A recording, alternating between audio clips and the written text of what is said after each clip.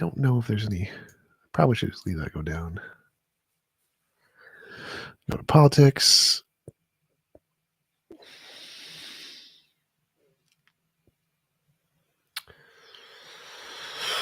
All right, back to my video game. What game you playing there? Wulong. The Wulong. Yes, I like it a lot. I like the combat system. It's very smooth. It's not stupid like Dark Souls. Did you play Dark and Darker when that was out? I don't know. Doesn't sound familiar.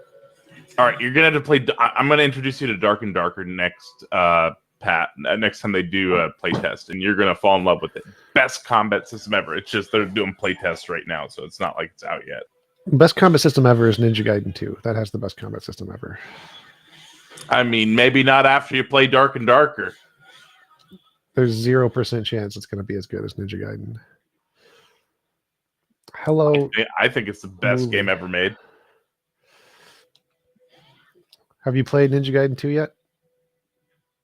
I think I played it on, that was like Xbox 360, right? Yep.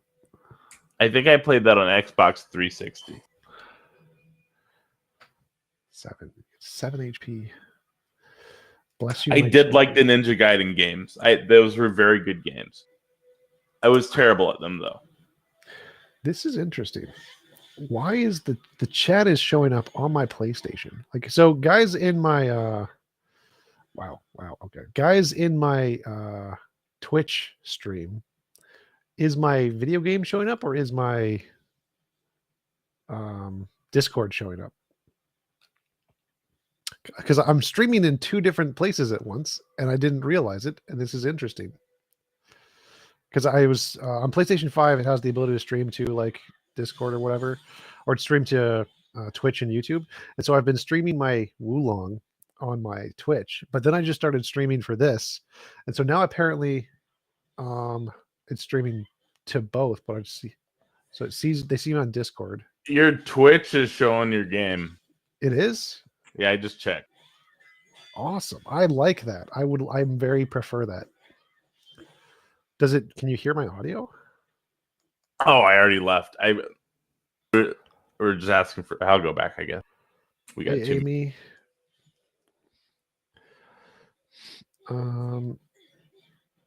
Because it would be perfect if you could hear my audio on my.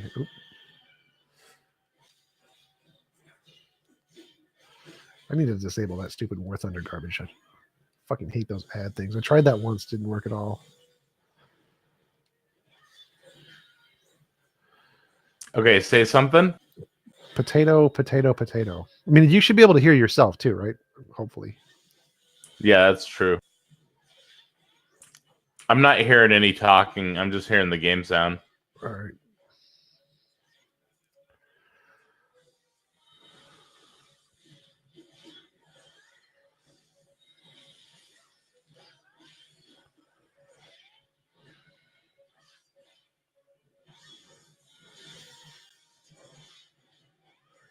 It's just game sound on there.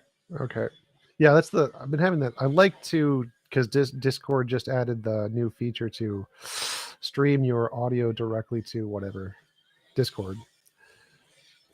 Stream your Discord speech to your PlayStation, but it doesn't broadcast it, which makes it completely useless. Like, because if I could broadcast the audio. Are we going to start this, or do you still need a minute? No, I'm fine. We're already started. So I've already started streaming on my end. Oh God, I just fell. God damn it. That looked like a bridge. That really looked like a bridge. Oh wait, maybe I didn't die? Because now I have 1 HP for some reason. Did the enemies respawn? All right, we're getting an announcement real quick.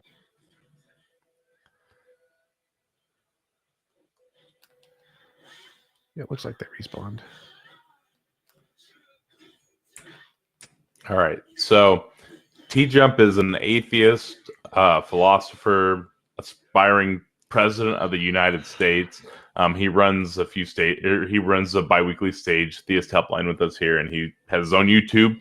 He has tens of what you're probably up to like 14,000 subscribers now, right? Yeah, I sell bathtubs. Introduction over. That's fine. Yeah, and he likes potatoes. Anyways, we've got a few people with their hands raised. We'll start the AMA. Percentile or percentage? So Nathan Levy asked if I play Wulong. I'm playing it right now. You should be able to see it on my Twitch if you go to my Twitch, and I enjoy it quite a lot. It has a great combat system, far better than Dark Souls. Dark Souls is garbage. All right, question mark guy or percent guy. What do you want? Hello, it's me, Percent. You can call me Clay though, if it's easier for you. My name's Clay. All right, so first of all, in general, how can you even debunk that God does not exist? Because I think God exists. Depends. Like, there's lots of ways. Like, the easiest way is to say anything that has no evidence is rational to believe it's imaginary and doesn't exist in reality until you provide evidence that can differentiate imagination from reality. Right, evidence. But so what do you regard as evidence? Anything that can differentiate imagination from reality. But how can you even do that? Depends on your epistemology. Like, my epistemology Can says... you even listen? Can you even differentiate that we're like in reality right now? Yes. How? Because I exist. I mean, I can't not be in reality. But how do you know that you exist? Because I'm thinking. Okay, yeah, so you're observing that you exist, correct? Yes.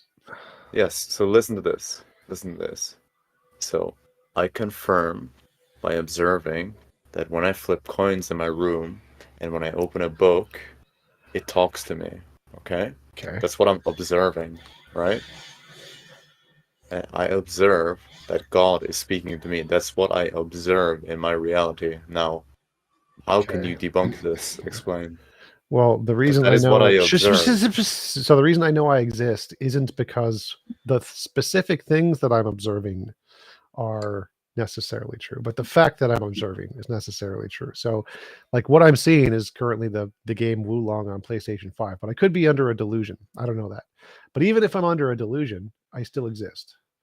Because if to have a delusion, you must exist. But you could be having a delusion and your God doesn't exist, and you wouldn't be able to tell the difference. So my claim, or that I exist, only entails that I'm having an experience, even if the experience is false. Whereas your claim entails that you're having an experience and that your experience is true. I really need to get rid of that garbage stream elements. And so my claim I can be sure is correct, whereas your claim, you have to go a further step and say, you believe that you're having an experience and the experience is true. And so you have a further burden of proof to demonstrate how you think that your experience of talking to God is actually true and not just a figment of your imagination. My experience, even if it's a figment of my imagination, I still exist. And so my claim is fine. But you don't know that, though. Yes, I do. How do you know for sure? How do you know for certain that you exist? Because I cannot believe I exist and be wrong. What? Explain what you mean. Okay. Is it possible for anyone, including yourself, to believe that you exist and be wrong? Yes. Okay. How exactly? How? Go ahead, explain that. Because I mean, you are just observing something, but you cannot know for certain that what you're observing is actually real. I mean, how can you even do that? Okay, so let's say I believe I exist, so I don't. That means I have a belief, right? I have a belief that I exist. And existence just means you are a thing that exists, and so or in reality. And so, how can you have a belief in reality? It means you have a brain or whatever that has a belief and be wrong. It means you'd have to have a belief and not exist while having the belief. Right? You follow? I'm following. So you can't both have a belief and not exist, because to have a belief, you have to exist, right? No. What? How can you not exist and have a belief? I mean, first of all, it really depends on what you mean by exist. What do you even mean by exist? Is a What thing do you in mean by that? reality. Well, no. I mean, you don't know that you're in reality. How do you know that Okay, you're how not in can a I have a simulation? belief and not exist in reality. You think people in a simulation, like a very That's- advanced simulation, could not have beliefs? That would still be reality. So if they exist in in like a simulation, Yes, the it would be simulation your exists in own reality. reality, No, right? Your own reality is just defined all reality. things that exists. So if you exist in like the Matrix, you still exist. Right, so it exists because you're observing it. No, it exists because it's a part of reality. Ooh, panda. And why is it a part of reality? Why is it a part of? I don't know. Yeah, why?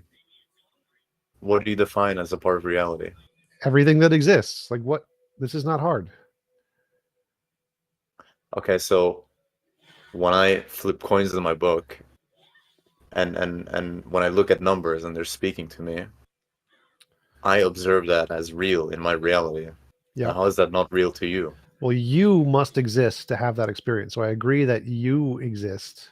But if your experience corresponds to reality is a different question than if you exist. So I agree that if you have an experience of a book talking to you, you must exist. Does it mean that the book is talking to you? No. So there's two claims there. One is that you exist. Two is that the book is talking to you. To have an experience means yes, you definitely exist. Does not mean the book is talking to you. Well, So how can you say I that? have an experience of a TV. God Does that mean talks, I dude. exist? Well, God doesn't exist, so you got no, he doesn't. It's your imagination. Well, he is. He's literally speaking to me. I'm observing in my reality that God is speaking to me. Yes, What do you people mean? observe leprechauns too. Does that mean leprechauns are real? No, Sure. no, Why not? That's what they're observing in their reality. because observations can be a figment of your imagination and therefore not a part of reality.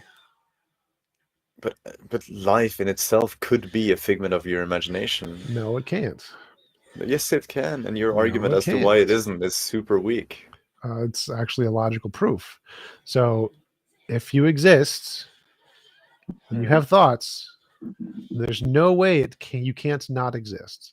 There's no way for Actually, you to be a figment. in presuppositions, Not a the whole idea presupposition. of no, listen, but in precepts, the whole idea, atheist idea of why you are in reality is because you observe that you are in reality, just like I Precepts are observe that God morons and they have speaks no to me. logical basis. So your observations don't matter How does it not matter? That should account for because everything. all of your I mean, observations you're could be saying that you wrong. observe Say reality, and all of that's why your it's real. observations are wrong. Every single one of them. They're all false. hmm But the fact that you have observations means you exist. So all of your observations could be false, but you can still prove that you exist. I hate fucking stream elements.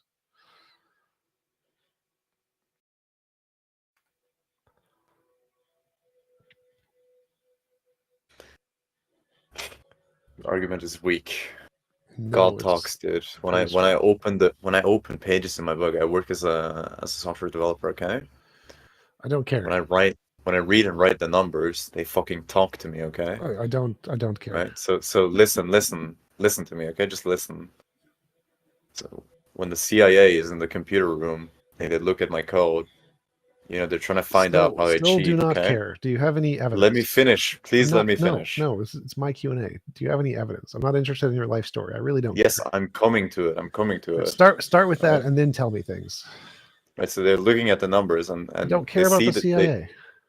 they observe that they're changing, right? So they're wondering, like, how is he cheating I'm ready the to go to system, the next right? guy. All right. In reality, Thank you for coming up, Percentage. The next person we have, Charlie. I'm moving you to number 2 in queue. Change your or he's got your profile. Do you want me to pull him up? What? I don't understand the question. Like my picture? I don't care if he uses my Yeah. picture. Okay. I'll pull him up. Charlie.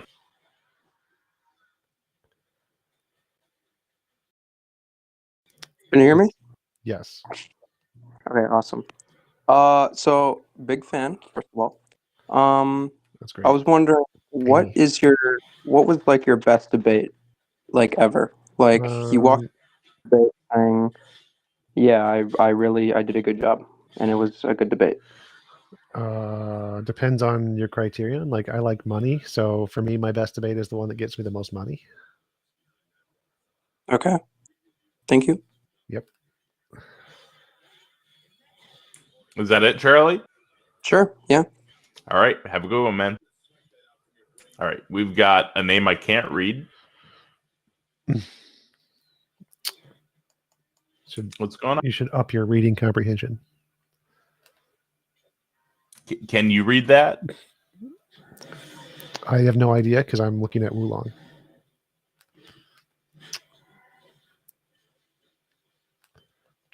So, new guy, what questions you got? Oh, he's having issues. I'm gonna move you back to the audience. You're gonna want to exit out of stage and then rejoin. You've been in queue for a while, so it probably jacked it up because you're on the phone.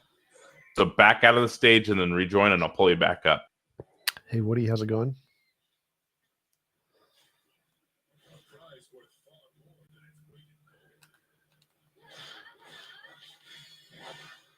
Okay. I'm here.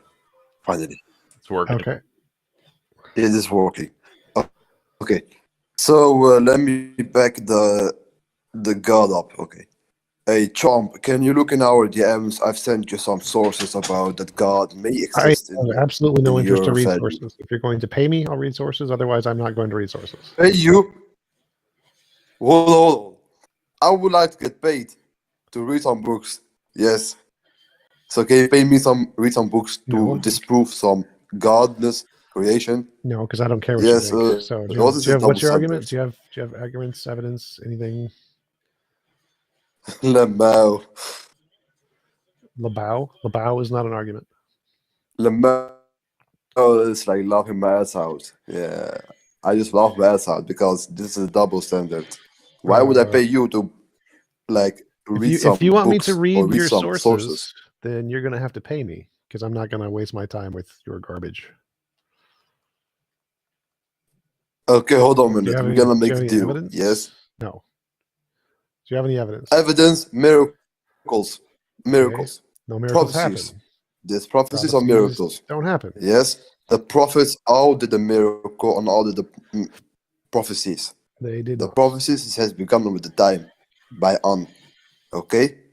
So Okay. the Euphrates River the correct way is is you have to start with drying up. evidence And is every prophet evidence has is stop proved it. Stop talking. What is the evidence you think happens? Give an example of something you think is a miracle. Evidence the possessed people when you recite the Quran upon them. Yes, and they're gonna There are no gonna possessed be, people. Science has and then debunked you that. see- debunk that. Yes. Give me source. I need source. Okay. Yes, can just if you have Google no source, possession. if you have no source Possession. Google from medical, my Google, perspective, shush. Google any information in the medical field about possession, and it will all say it was a false information that was made up by mystics who didn't understand biology, and we now know that it's actually natural phenomenon caused in the body that we cure with medicine. That's how science does things in the West. medicine. Yes, medicine. Yeah, you good or some? Am I good at some? I've seen with my own eyes. People got possessed. The medicine couldn't cure them. The medicine couldn't cure them. Okay, again, I don't know what it's you're been talking debunked. about. There is My no own eyes. possessions. There are zero possessions in reality. That's why science doesn't treat them because they are fake. It is a figment of your imagination. This is so illogical. I've seen it. How is that illogical? Because if I'm gonna give you black magic, you're gonna be humbled. Yes. Okay, go for it. Go do the black magic. Oh, okay, go for it. So I need your face. I need some Into my witches. face. I need some some, witches. I need some witches too. Yeah, witches. Yeah, it is the language of witch. Language yes. of witches. Okay, go for it. Go for it. Like, And then we will see, like, if you're gonna see some ghost or see any other I got one for you. paranormal stuff. I will write down a number on a piece of paper right in front of me. It's a 6-digit number. You use your witches. Tell me what that number is. Go. Bro, hold on. So I have to tell my witch to send them a ghost to you to know the 6 digits of the number that you wrote. That would be a great evidence. Yes. This is like semantics. This is literally semantics. No, it's The reasons why novel this is prediction. semantics because you don't. Like, listen, your human instincts, it is feeling that is their God, but your value of life is saying no. I don't want to follow God because I am not a slave. whoa. I We were am not a talking about slave. evidence. Wait, stop. Remember, we were asking for Yeah, evidence. And but you said you I have would take magic. every part. I would take Stop every talking. part Stop of talking. atheism. I would take every Stop part talking. what atheism Stop speaks talking. about it. Stop talking. You're gonna get muted. Why would I? So again, you were asking for evidence. Like, we're here to talk. If you said you wanted to present evidence of a god, feel free to present evidence of a god, and you can do he that. left. That's fine. So Another name I can't read. Oh, he's got a easier name. Suleiman.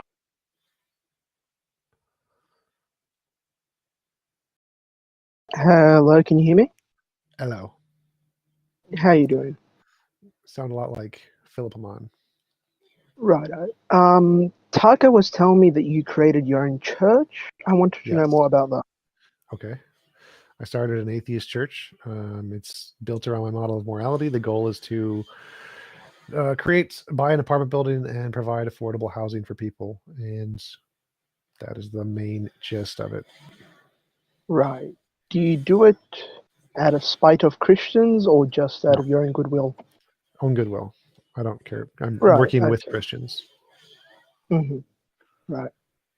I had another question. What is your main argument against the existence of God or an intelligent creator? There's no evidence for it, just like there's no evidence for magic or miracles or mythical creatures, paranormal, supernatural, or UFOs. And for things that Mhm. have no evidence, you're rational to conclude that they are a figment of people's imagination. Right.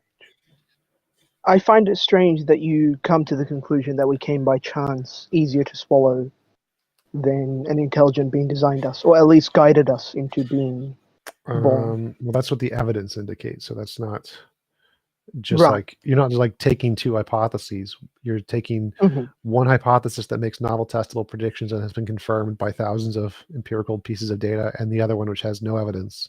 And so I'm going to go with the one that has lots of the evidence. That's the one I'm going to go with. Okay, thank you. That's the only question I All had. right, no problem. Thanks, appreciate it. Thank you. And then abysmal. Probably pronounce that poorly.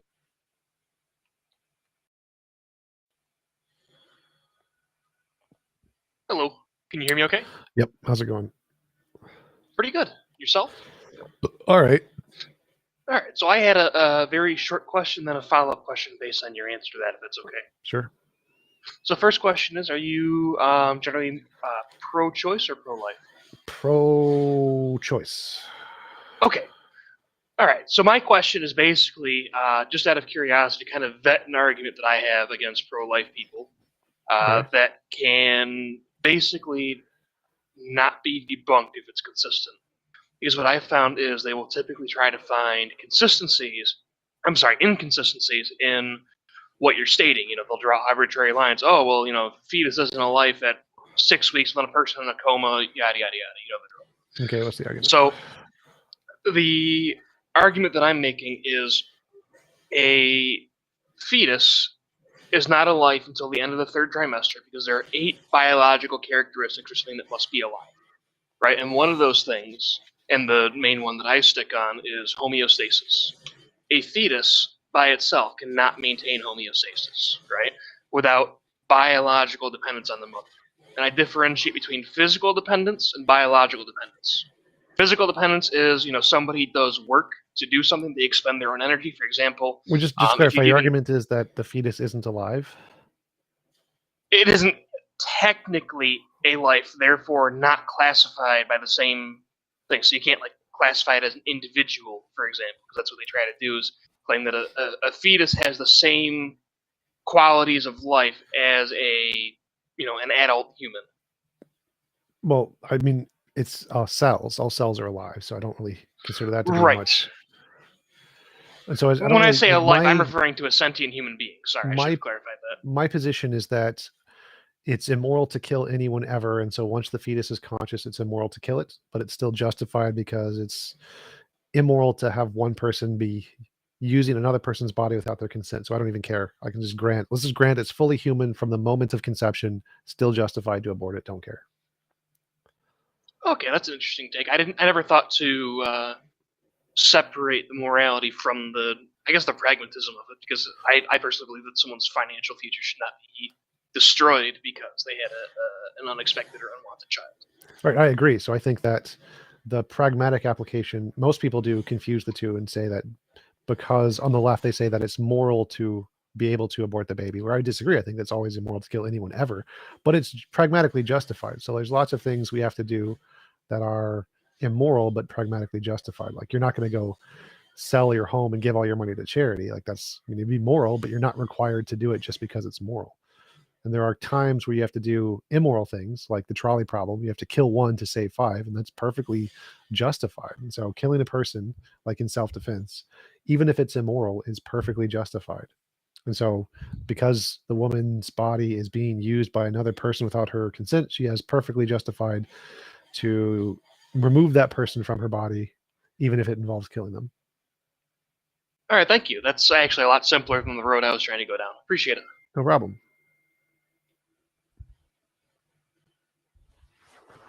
Oh, I should probably leave the stage. One second, I'm going to grab my phone. I just got a text.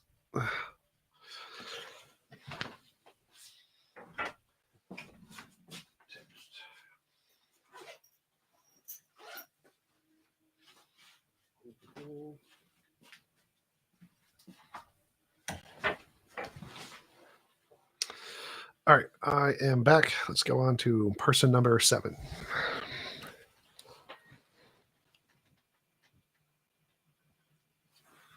Taco, you there? Yep, sorry about that. Had to step in the other room for a moment. And then we got Bob.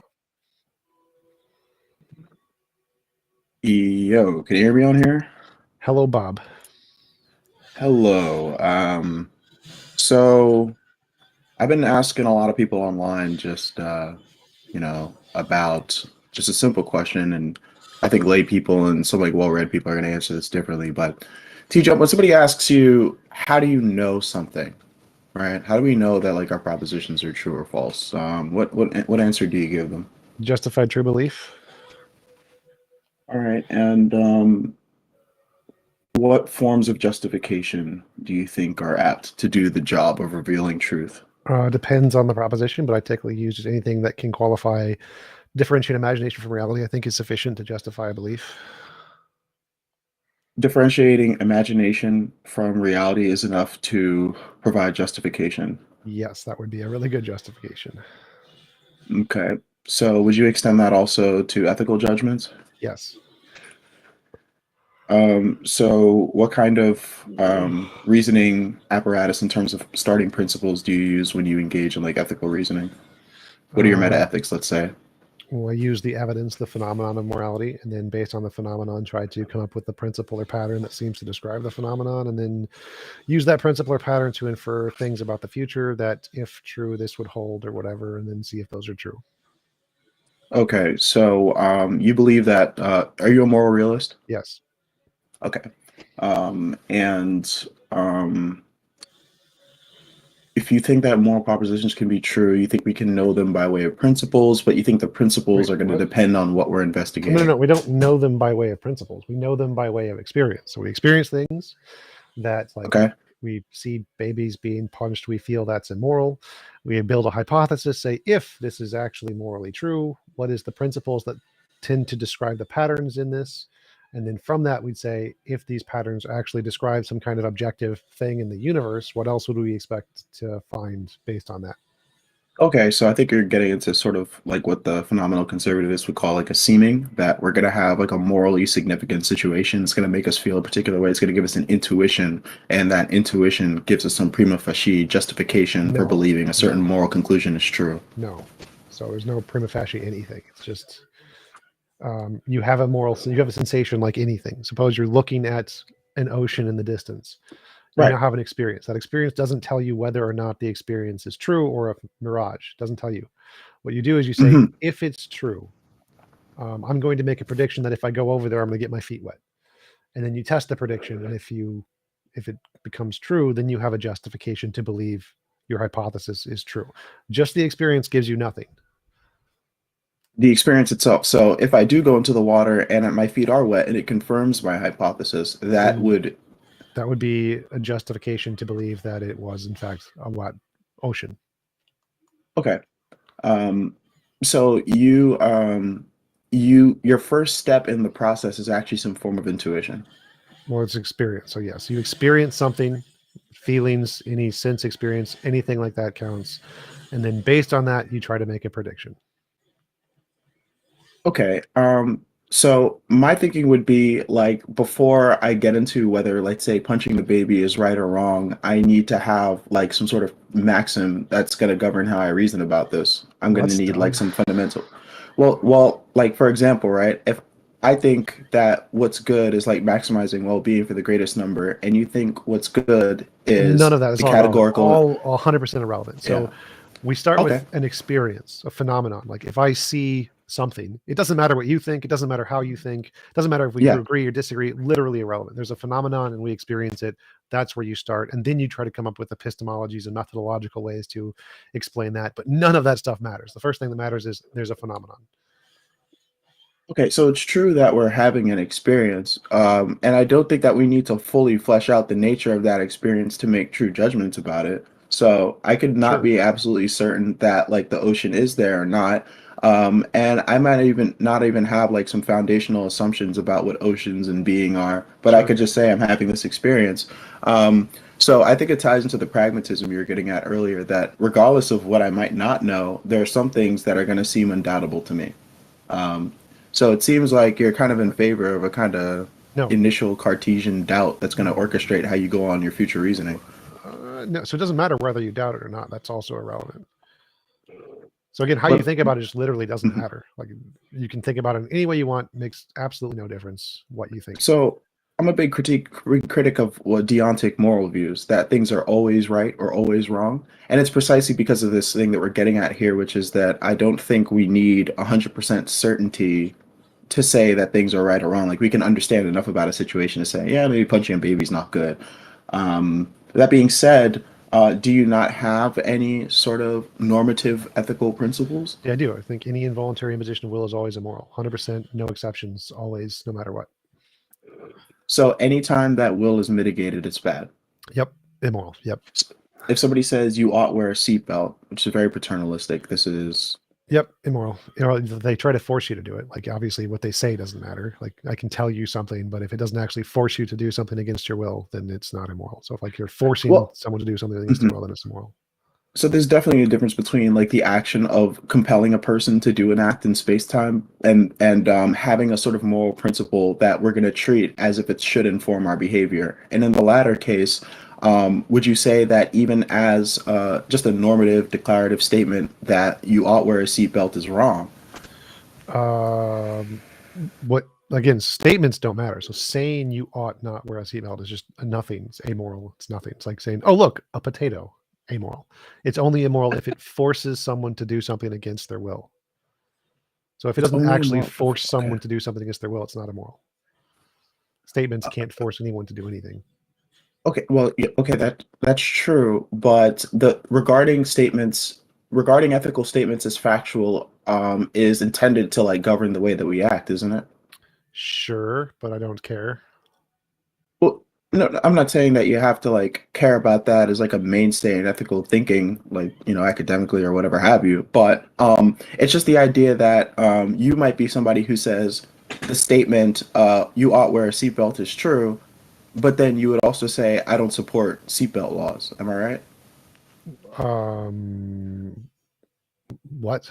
So the seatbelt laws. Because Seatbelt laws would be immoral because they force someone to do something they don't consent to doing. Mhm. So that part is immoral. Yes. Okay, so do you think any sort of paternalistic governance where we're telling people what's good for them and making them What's good for them comply is again? That's bad? different. So well, forcing them to comply is bad. Oh, Yeah. no. I know that we have a vague idea of what's good for them, No. right? But just That part, telling people anything is fine. No words are immoral. It's only forcing people to do things they don't consent to doing. That's immoral. right. And so what I'm saying is that the lawful intent behind it is that we know better that it's better for people if we all wear seatbelts because it'll reduce the rate of, say, like traffic mortalities, right? So even though we're using the power of the law to enforce this, we're doing it for some sort of ethical reason, a justified reason. Well, But those are two do different you? things. So, like, you can do an immoral thing and have it be justified, like the trolley problem. You can kill one person to save five, and that's justified, but it's still immoral. You still kill the person. And so doing a bad thing to prevent a worse bad thing isn't moral, but it is justified. It's a justified immoral action. Okay, so I think we could probably make a useful distinction between the sort of ethical justification and the, let's say, like the systematic justification. Let's say we're doing like an economic system, right? We're trying to organize our society in a certain economic way. We want to lean into either free market capitalism or if we want to go full commie or whatever, right? Yep. There might be ethical implications to those economic organizations, right? But that is going to be divorced from the ethics. So I think in your view, we could say things like, people ought eat, to survive, or people ought be able to eat to survive. But at the same time, you might say, hey, free more market like capitalism is the best system. So people ought to eat to survive. Killing animals is immoral. And so even though you ought to do something to survive, it's still immoral. Okay, so I actually don't know if this is a critique of the moral systems themselves. Like, I think you actually would like hand wave the moral situation so that you can make things get done in the practical, like goal-seeking sort of system. Yeah, Like, so there's justified immoral action. So it's when you do something that's bad. It's still immoral. It's objectively immoral, but you need to prevent a worse immoral thing. Oh, I would just need an example of that, I guess, and then so I can That's probably understand the it. problem. If there's one person's going to die or 5 people are going to die, should you kill the one to save the 5? It's justified to kill the one to save the 5. In every case. No. So you don't believe that some things are always wrong and always It's always right. wrong to impose involuntary impositions of will. That's always wrong. Even if that's to do something in the future that is more moral. Yes, it's always wrong to kill one person to save 5, but it can be justified. Justified means it's a bad thing that you do because of your pragmatic limitations to prevent a worse bad thing. It's still a bad thing. Doing one bad thing to prevent a worse bad thing is still a bad thing. It's not good. So it's always wrong to impose imposition on will, no matter what. Even when doing so will prevent a greater imposition on will, it's still wrong. Okay. I actually I don't know if I agree. I mean, it seems like if I know one person is planning on going on a killing spree and I kill that person, you could say, hey, it's wrong because it's killing. Yep. In some way, and Yep. Maybe I'll grant that, although it doesn't seem to be the strongest because we make excuses for killing people and killing animals all the time, right? And that's also wrong. So I agree. Vegans are right that it's always wrong to kill animals. But again, if you're doing it to survive, it's justified because if you don't, you'll die. But it's still wrong. Okay. So you're against like the sort of animal agriculture, right? We have like a surplus production of animal parts because we kind of butchering at like expedient rates. The vegans are 100% correct that it is immoral to kill animals. All right, gotcha. So as far as how we know, you're not going to go to something like ethical principles and start from there. You're going to start from your raw experience itself, create some sort of hypothetical judgment. Principles. So the principles you mentioned are the things that come from the experience. You don't start with those. Because this is actually how I develop my realism.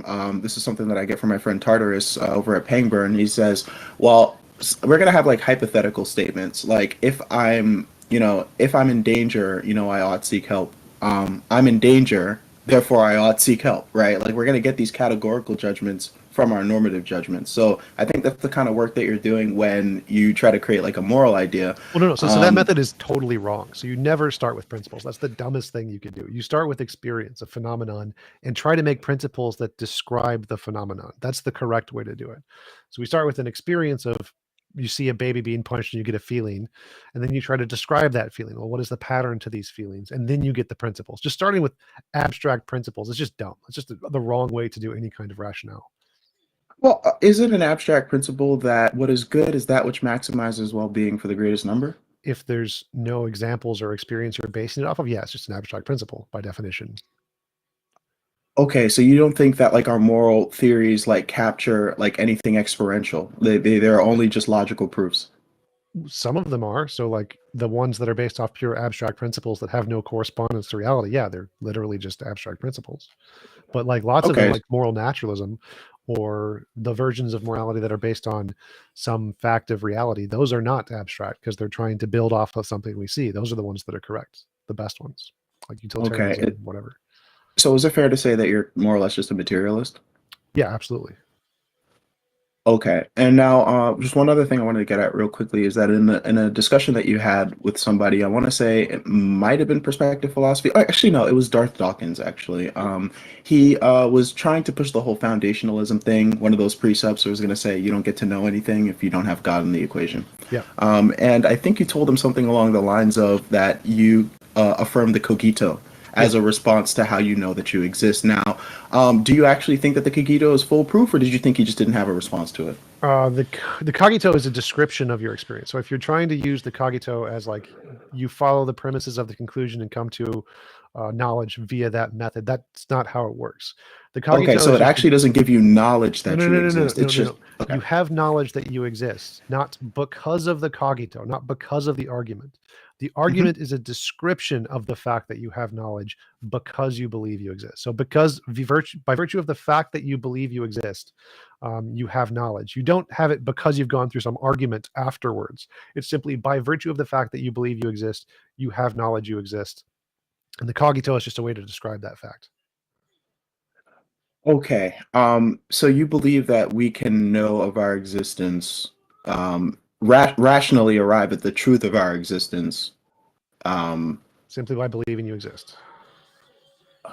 Wait, actually, no. It seems like you don't think we can actually rationally arrive at our existence. I think you treat the cogito as a descriptive judgment in the form of an argument. Well, the cogito isn't the rationale you're using. The rationale you're using is literally just the experience. So you can rationally come to things without actually using like a formal argument. You don't need to use a formal argument to rationally have beliefs. Oh, you don't need a formal argument to have beliefs, but you definitely need some sort of argumentation to justify those beliefs, right? No. So if we don't have to rationally argue our beliefs, then what would justify them in the absence of that? Well, intuition, logical consistency, coherence. Well, logical Correspondence. consistency and coherency are going to be between beliefs, right? We cohere between beliefs to find, the coherentism there. In But some versions, again, intuition sure. thing that is just fine to use. So like, there's lots of different models of truth. So you're gonna say like intuition is like is gonna be reason giving in and of itself. In some cases, sure. Okay, I think that's pretty interesting. And sort of lastly here, like, what is your working sort of ontology or your cosmology? Like, what kind of like what is our I'm a what is materialist. being to you? Are you a monist or? I don't take a position on monism versus dualism. I really don't care. I think that material reality is all there is. So quantum fields are the most fundamental thing. Are they the only thing? Don't know, don't care. There could be multiple different forms of material stuff that is the fundamental nature of reality, but the only thing that has evidence of existence is material reality. Gotcha. The theist is like Dawkins or any of these other guys, idiots like Mr. Batman, are going to push some sort of like foundationalism. They're going to Well, I say don't have that any without problem the with foundation. So just to clarify, foundationalism is fine. Like I have no problem with. Yeah, I agree foundationalism. with you. I definitely agree too, because the reason why I talk to theists at all is because philosophically I can identify with the plight of trying to find some grounding relation that justifies all our beliefs that follow. But there are alternatives to foundationalism, Sure. and I'm just wondering personally what you would be in favor of. Well, I like foundationalism. I don't have any problem with the others either one. So it's foundationalism, infinite regress, and the circular reasoning. All of those are perfectly fine. I forget what the different epistemic equivalents of those are, but yeah, they're all fine as different ways to justify. I like foundationalism the best. Coherentism is fine. Correspondence, or I forget what they are. It's infinite regress, circular reasoning, and foundationalism are the three different versions. They're all fine. I don't really care. Okay, so I mean, obviously, if we're doing a foundationalism and an infinite regress arises, like we can't really like learn about the world in that model, can we? Sure, we could. Why couldn't we? Well, because when we have an infinite regress, let's say an infinite regress is true and it's sound, so that we would say that every single like step up that ladder that goes infinitely up, like there's something meaningful there that we can extract. The issue with Plato's theory of forms is that people say they could be the form of the good. We can identify the form of the good because that would be like the sort of ground, and then all the forms come from it. But in an infinite regress model, if like we have the form of the form of the form of the form, like we stop being able to say things about some of those. And Well, with I don't certainty, certainty, but you don't need certainty. You don't need certainty for knowledge. So the fact that we could be wrong and say I think this is the form because of some evidence, but it could be a different form that I just don't know about because of evidence I don't have yet. Like, so what? You can still have knowledge. So there's a way we can have like a propositional attitude where we like stake our chips on like some future knowledge, and so we can have like concepts in Future knowledge yeah, doesn't okay. matter. It's just fallibilism. Fallibilism is the position you can have knowledge without certainty. So if you have a justification that increases your probability that a proposition is true, then you're rationally justified in believing it. And if it happens to be the case that it is true, you have knowledge. So I don't know if you could provide me some sort of like foundationalist theory that's privy to an infinite regress that is reason giving at all sort of levels of that infinite regress. It's not, again, so the reason given is only at whatever particular stage you are at. So even if there's an infinite regress of things, say we're in a matrix and a matrix and a matrix, whatever, who cares? I'm irrationally justified in believing I'm not in a matrix right now. I don't need anything further. And this is in virtue of just what your experience, or Yeah, so I have an experience. I believe there is an external world. That belief I can use to make predictions, which justify my belief there's an external world. And it may or may not be the case I'm wrong about that. But if I'm right about that, then I have knowledge, and I don't have any like 100% justification. There's no infinite regress there. like if you made a guess that somebody was being killed in the room next over, but it's soundproof, you don't hear anything, you don't see anything, and it happens to be the case that somebody actually is killed. At the time that you made that proposition, did you have the knowledge of it? If you had a justification, yeah. If it was justified, you had knowledge. Yeah, justified true. Even if you experientially did not commit some sort of correspondence relation to the state of affairs. Yep, you don't need it. Justification doesn't need to be 100% in that way. Interesting. Okay. Well, good stuff, TJump. I will catch you later, and thanks for having me on. Yep, absolutely. Anytime. Talk to you later. Thank you for coming up. We've got Square, I think is how you say it. Yeah, that's how you say it. Also, yeah, it says ask anything, right? Doesn't it be like political or philosophical or bullshit? Sure. Okay, great. Do you play D&D? Nope. Damn. If you were to play D&D, what race would you be? Potato. That doesn't. Okay. I don't play D&D. I don't know the rules. I don't think it's a D&D race, T-Jump. Like, if I don't know what the rules are, I don't. I mean, like, obviously. Yeah, see. The thing said ask anything. It didn't say like specific topics, so I'm allowed. So give them a selection of D&D races then. I'm going with potato. I like potato. Yeah, potato works. Potato fucking works. All right. Have a good one. See ya. 80s man. And then we've got Duke. What up? Hey. I just wanted to start off by saying that I'm a pretty big fan of yours. I've been following your channel for quite a while. Thank you. Please send me money. And you pretty much put the nail in the coffin for me in terms of my beliefs. Thanks. Appreciate it. Yeah, so I wanted to thank you. Anyways, my question actually comes from Godless Girl's channel.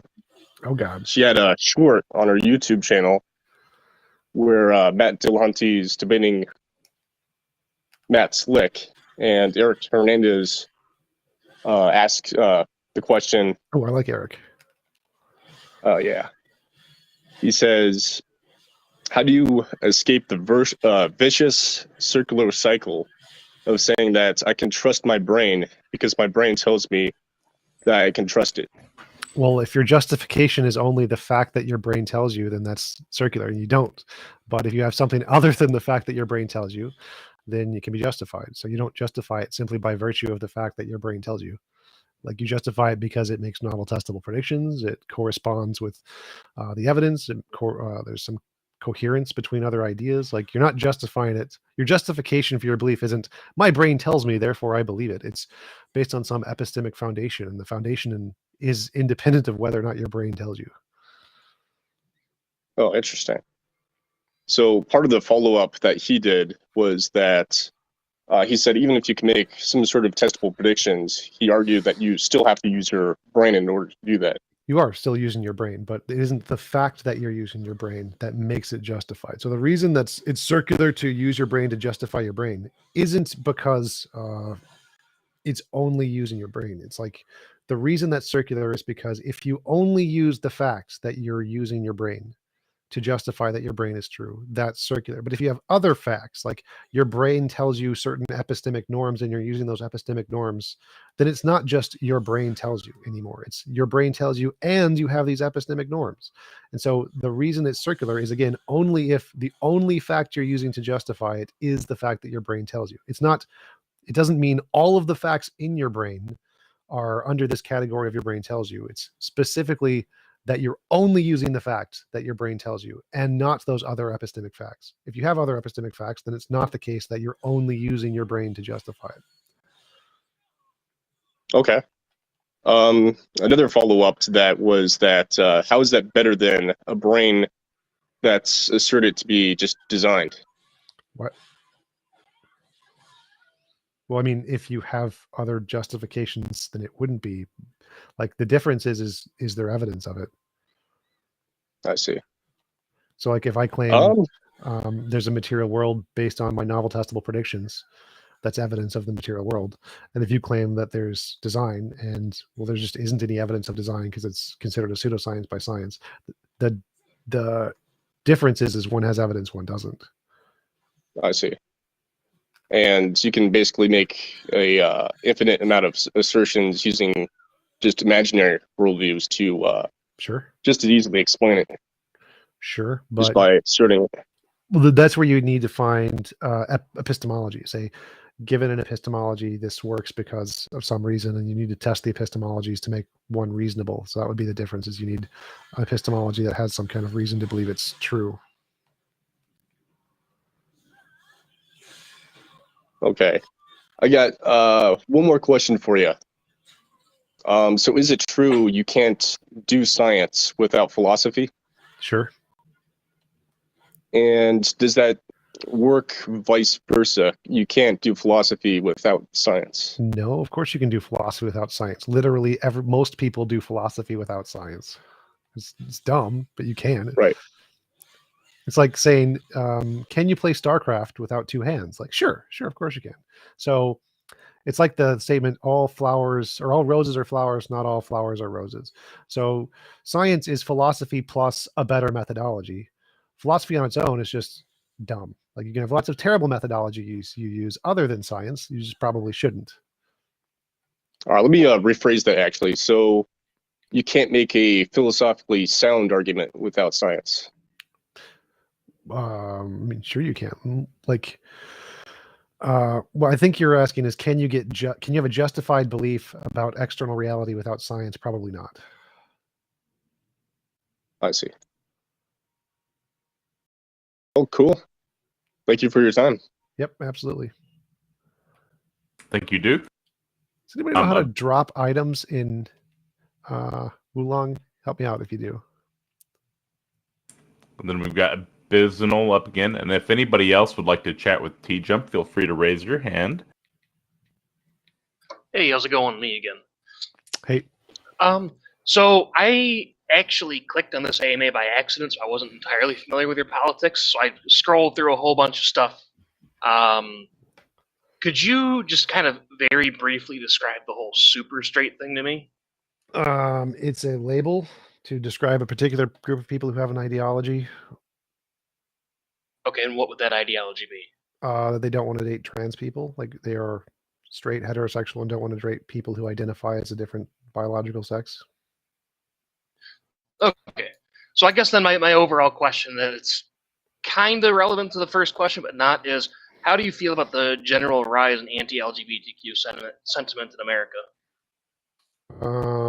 It's bad, I guess. Okay, and what would you say we could maybe do about it on a pragmatic level? Like, I'm not talking, obviously we have to elect people that aren't going to do that shit, but I mean in the sense of, if I'm having a discussion with somebody who bases their ideas solely on some book says a thing, how can we reasonably combat that to onlookers? Because, well, so debate doesn't really work to convince people. Like, there was several studies done that debate convinces single-digit percentage of people. So debate doesn't really convince anyone.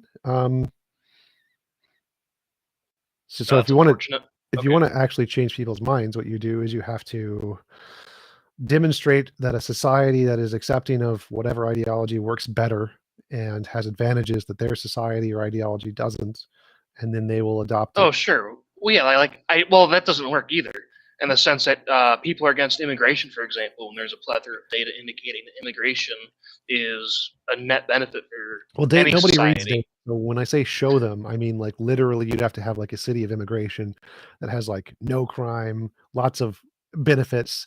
And so if all of the things that they can see when they go to the city is significantly better than the things in their city, then they'll probably be more likely to accept it. The data, nobody reads the data. That's not going to convince Okay, so basically like treat them like toddlers where they have to physically see it before they recognize something to be Yes. true or observable. Yeah. Gotcha.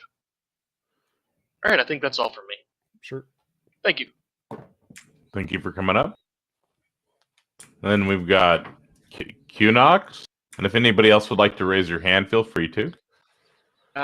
Just to extend on what you just said, do you think we learn?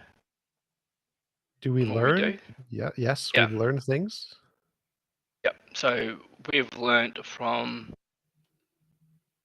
ever move a certain way. What? But do you think that we're moving too quickly right now, or should we slow it down for people like conservatives to catch up, which they do all the I time? have no idea what you were talking about. What is the context you were talking about? Like, I think that we should move technologically as absolutely fast as possible, no matter what, always. Oh, okay. So then therefore, yeah, left behind of being conservatives. Conservative? What? So conservative is a different thing. Like, I think that. Oh no. Do you believe that conservatism is a control of situation as opposed to progressive, which is very much a who cares? Let's go. I still have no idea what Moving forward. So like. Okay, so do you believe that? Okay, so progressivism is absolute stupid, which I agree. I think you're cutting out like every other progressivism. word or something. I think we're missing like. So, and conservatism is a absolute stupid of no. 1% don't exist. Climate change doesn't exist. Racism doesn't exist. And the progressive goes, all those things exist, and we need to push forward and go. No, there's two diametric opposed situations here. Yeah. Right. Yeah. So, which one's correct? Because I both think wrong. there is one. The shift is one way. We're both wrong.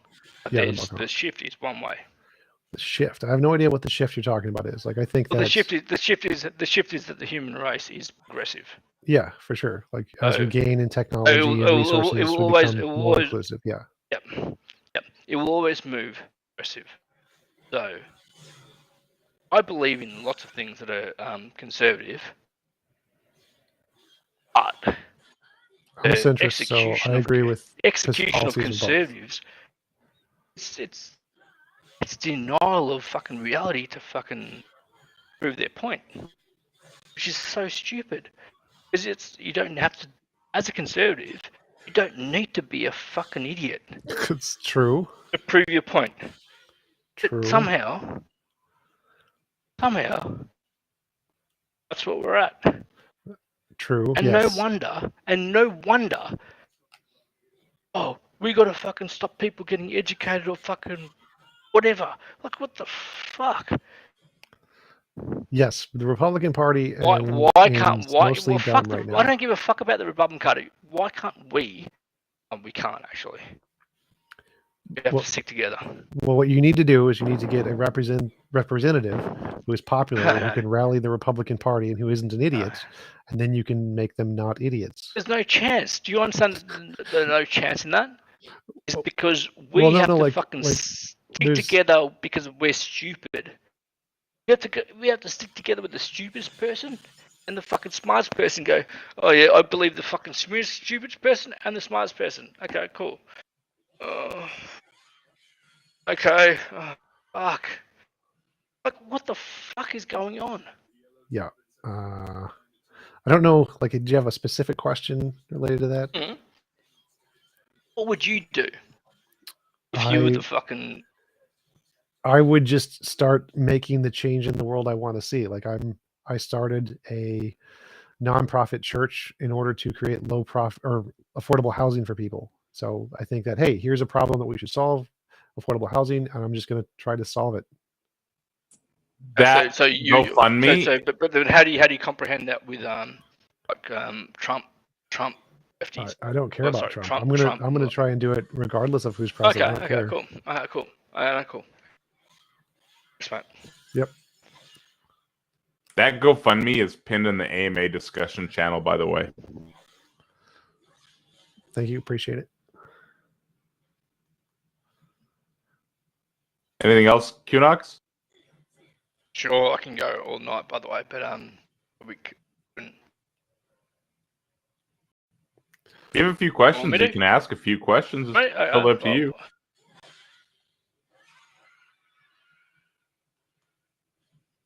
You say you want to be middle. Not middle. You want to be middle. Middle. Yeah. You want to be compromising. Compromising. Not really. I don't want to be compromising. No, but compromising is a good word in the sense that you give, they take.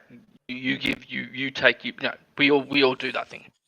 Well, I want to be right. I want to have my beliefs correspond to reality, and there are some Republican beliefs that are correct and some Democratic beliefs that are correct. I don't care what anybody else believes. I'm not going to be compromising. I'm going to say reality is right and everyone else is an idiot. You have to say what your realities are, right here. My realities? Or what you think is right and wrong. Yeah, so like there are many policies that have been proven to be extremely effective, like UBI has been tested in numerous cases and shown to have extremely successful policy implementation. And so we should definitely do that. Or we've definitely shown that single payer healthcare works around the world. They have countries with single payer healthcare have the absolute best healthcare in the world. And so we should do that. Finland's education system has been proven to be extremely effective. We should do that. So we should just do the things that have been proven to work.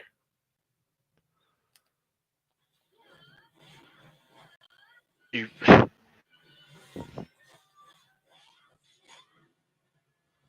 expect us to be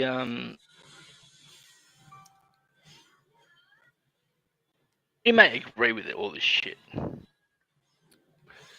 I think you're still cutting out because I didn't hear. Because you could be a fucking cuck. You could be like what you say. I still have no idea what you're saying. You sound like a fucking liberal.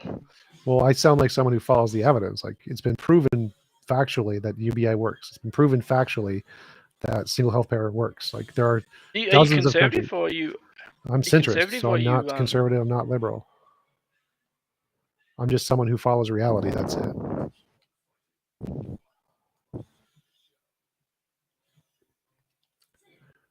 Like, if you want to try to refute all of the evidence that proves those things work, then feel free to attempt to do that. I don't need to, mate. I just think you don't need to disprove the evidence that disagrees with you. No, not at all. That sounds irrational. Oh, it's very rational.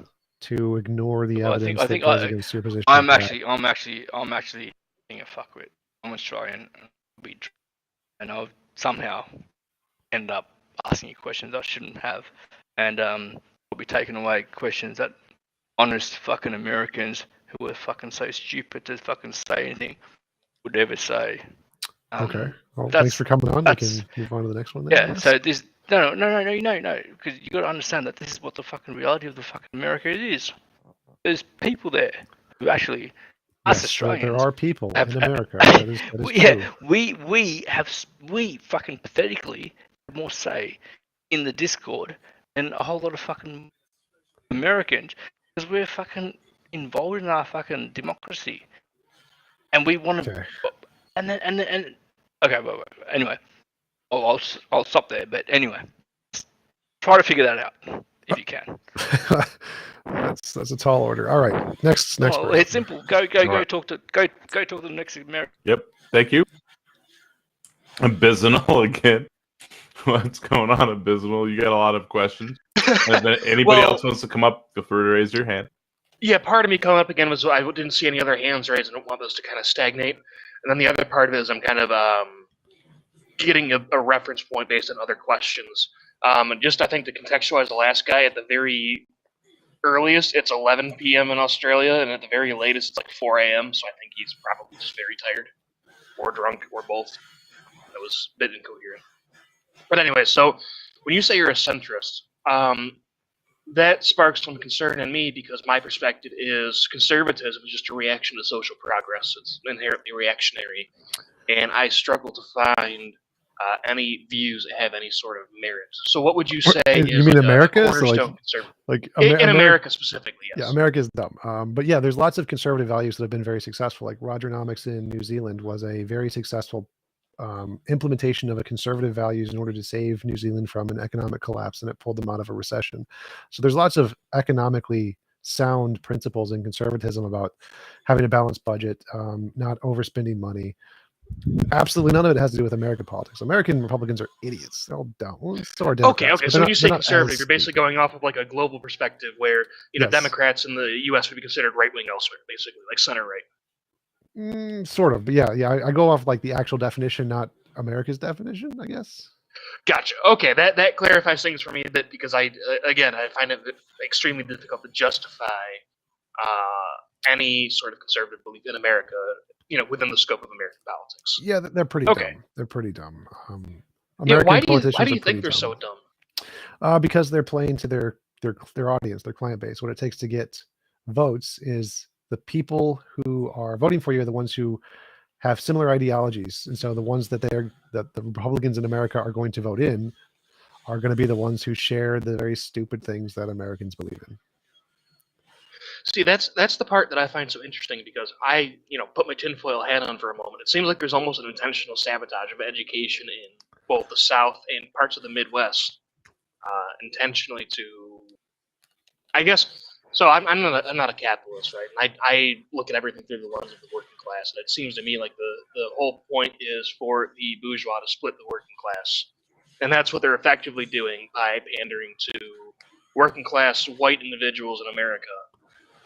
Kind of separate from everybody else because they're, America's a big country, so their needs and desires are different than somebody in, say, California or New York. I think you're thinking too much about it. I don't think there's some kind of intentional plot by the bourgeoisie, the rich people, to intentionally lead poor people to believe certain things. Like, not really. No, it's more just like Christian America has values that are informed by their ideological position related to money, which has been driven mostly by capitalism and some other things related to politics. But it wasn't like the bourgeois planning this out. Not really.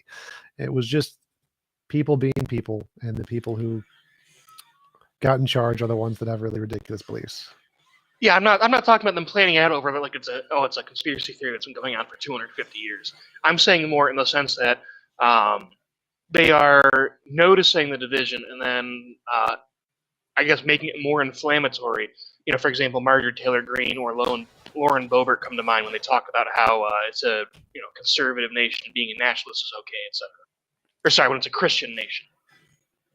Well, again, that's just true in general. That's just how things work. It's not specific to America. In human nature, the more extremes become more common. It's just always been the case. It's just an entropy-based fact.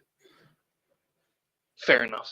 I guess another question is, why do you think that the two sides are sort of falsely equated in that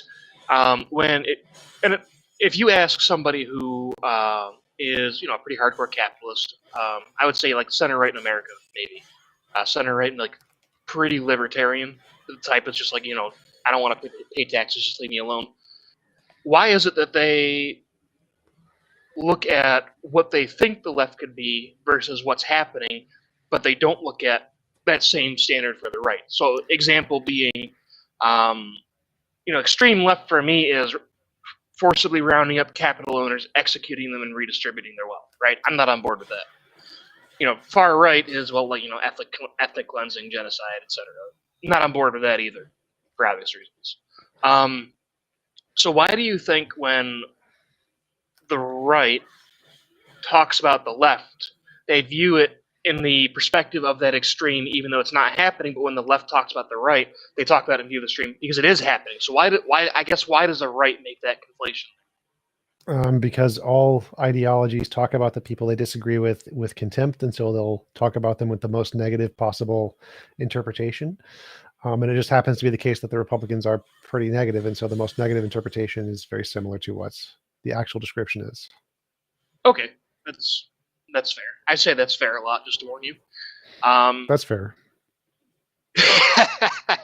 Yeah, well, just a general comment, and I'll probably ramble for a bit because nobody else has their hand up. I like how your standard for things is basically the scientific method. You know, you have a hypothesis, you attempt to quantify that in external reality, and if you can, you accept it as knowledge. If you can't, you dismiss it, or you look for other tests you could do to try to do that. Why do you think religious types aren't scrutinizing their own source? You know, their whatever their scripture is in the same regard as everybody else. Why aren't they criticizing the people they agree with? Yeah, like I do that regularly. I criticize people I agree with regularly. Because typically humans don't. It's very rare that people will challenge those of a similar ideology. That's something that is common in academia, in debate. It's not very common in common people. They usually have a group, an in-group, and then within that in-group, they don't challenge the people above them in their cultural authority range. And so it's just human nature to not challenge authorities, which is dumb, but it's how evolution has worked. Okay, yeah, I guess kind of building off that, I have a little saying where I say, dumb people double down, smart people can assimilate new information when presented with, contradicting evidence. It's called the Dunning-Kruger. Yeah, well, my understanding of Dunning-Kruger is it was false confidence based on a lack of competence. Yeah. Okay, yeah, I guess I could see how that could be applied there. Fair enough. Looking, wow, still nobody has their hand up except that last guy. Okay. Why do you think nobody else wants to talk to you? Yeah, I mean, I think these discussions have been interesting. I think there's some. Well, I mean, we do have a question from Corona Beard in the AMA question. Oh, I didn't even know that was a thing. All right, I can step out then so we can address that if you want. No worries. Yeah, you're welcome to come back up too late. But yeah, I've just been rambling. Like I said, so stuff doesn't. Oh, cool, cool. Corona Beard, you had a question there. Thank you for coming up, by the way.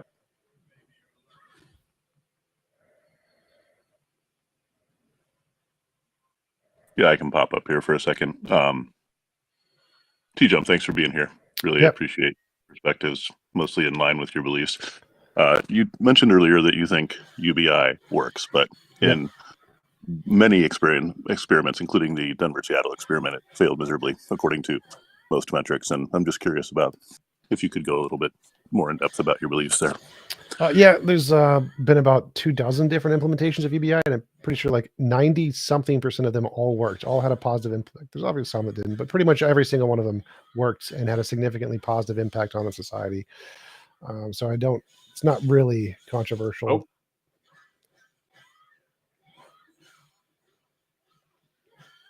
Okay, fair enough. We could get into a little bit more depth there, but what defines a positive outcome?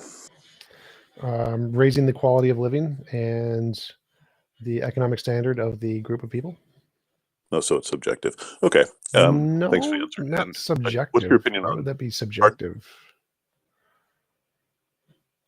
Well, do you believe in objective truth about the good of human beings? No, but I do believe in objective truth about the good of an economy relative to human beings. So like an economy that starves people to death would be a unsuccessful economy based on our definitions of what we're trying to do with building an economy. So like a good economy is one that does not starve people to death, and UBIs have less starvation. That's a more successful economy by the definition of an economy. So I would say that you're subjectively willing to trade off possible incentivization towards production for basal needs. How does a UBI disincentivize innovation? So if you're assumably taxing the populace to provide this UBI, you are removing some capital and ability towards production from the vast majority of people. So that inherently brings down their ability to produce. No, it doesn't. I have no idea what you're talking about there. Like, having money isn't relative to the ability to produce.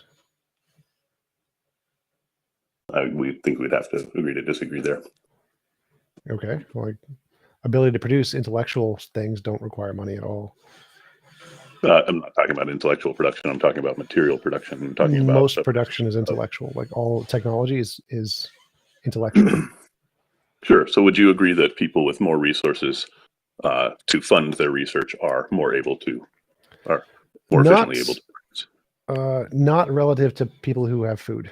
So, like, if 10% of the population is super, super rich and has lots of time to invent things, that will cause less innovation than if a large percent of the population is starving to death. And if a large percent of the population has food, then more innovation will happen, even if they have less money. That would be speculative. And that's again, I think that's proven, actually.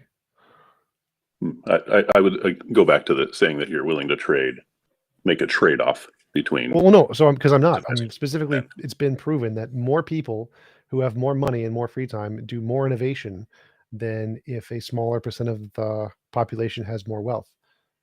So a society that is more equal has more innovation, provably.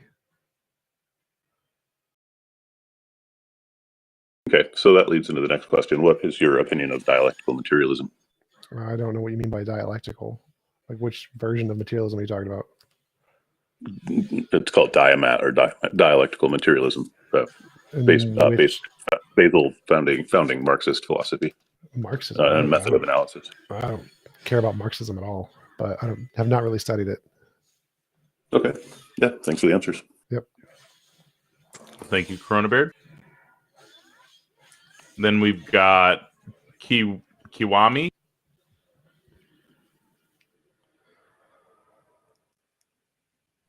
Yeah. I just want to ask a question. What made you become an atheist, or was the studying the evidence? All right. And what do you think happens on the afterlife? Do you think we just black out? Nothing happens? That's all the evidence that there is, but there is equally as much chance to have a heaven with no God as there is with a God. But the only evidence we have right now is that nothing happens. You just go to the same place you were before you were born, which is nothingness. Oh, okay. That's it. That's basically it. All right. I was about to say something, but I don't have proof to back it up, so I think I'll end it by here. That's fair. Thanks, though. You have a nice day. Interesting. Thank you, Kiwami. You're welcome. And then we've got Kunox again. And if anybody else would like to chat, feel free to raise your hand or put a question in AMA questions or subscriber questions. TJump, are you a conservative or a progressive? I'm centrist. Centrist. Cool. And you are fighting for an election to win a progressive or a conservative state, or whatever. What are you trying to do? Conquer the world. That's going to be hard. It is. It's going to be very hard. Pinky. But anyway, like, all the questions I've heard and all the answers I've heard actually is, do you think you can take this to the people that you want your votes from? I have no idea what you're talking about right now. I think you are hopeful. Like, I think you're a conservative who's trying to get votes from Democrats. I actually lean left, so I'm a center left. I've taken the political test. Okay, so is there a conservative in this conversation? There isn't, is there? So we are all. No. I'm not a conservative. I thought you were. Shit. So. No. Well, you're saying is okay. So okay. Well, how are you going to convince people who are not listening here? because I'm making a church, a nonprofit, to provide affordable housing. So I'm going to actually act in such a way that demonstrates that my capabilities to run a country or whatever by doing the right thing. That's not gonna work. Possibly. You've got to fucking hit their heartstrings. But my concern isn't really convincing people. It's not like Well, of course it is. You're a fucking politician, mate. I think you're absolute. I'm a absolute, YouTuber. I'm a YouTuber. Okay, let me ask you. Let me ask you if you have whatever state you're in or whatever fucking electorate you're in, and you've got 50% of the population who are so conservative. just to clarify, I'm not of actually running for office. Like I'm just a YouTuber. Like I'm not actually a politician. holy shit! What the fuck were we talking about then? Why the fuck is there a fucking people listening here? Because I'm a YouTuber. Holy shit! What kind of YouTube do you do? Politics and philosophy. Oh shit! You don't, and you don't do actually any representative work, or you're not. Oh shit! I thought you were actually going to do something. Fuck. Yes, I am actually going to do something. Unlike politicians who don't actually do something. Well, maybe have this conversation when you do something and let the people talk. But until then, you're a fucking cuck like the rest of us, right? No, like I said, I'm actually doing something. You're a grifter. No, we can move on to the next person. This guy's kind of useless. All right, I'm moving back to the audience. And then we have Brains.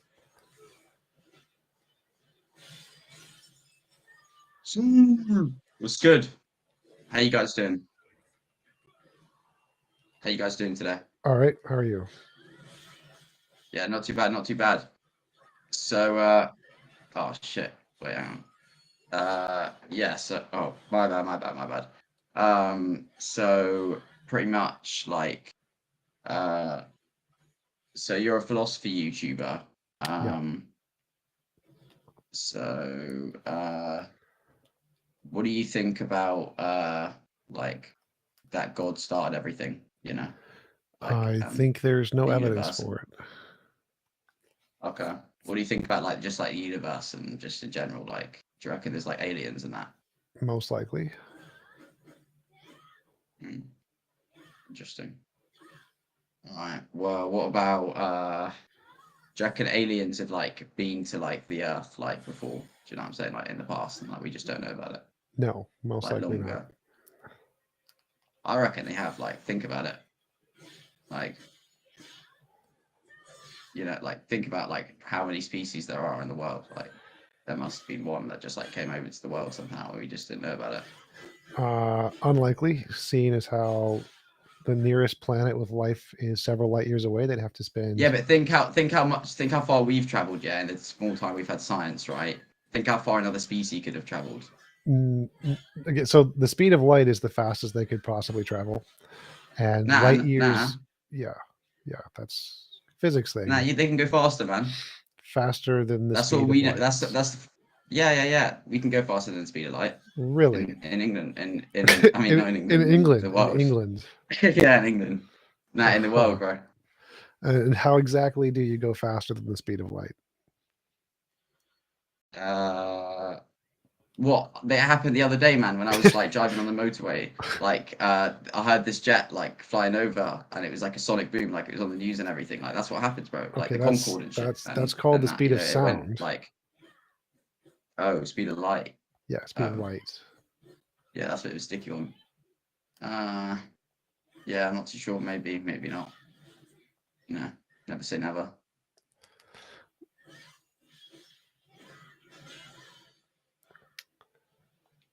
You know what I'm saying? I swear a bullet can go faster than the speed of light.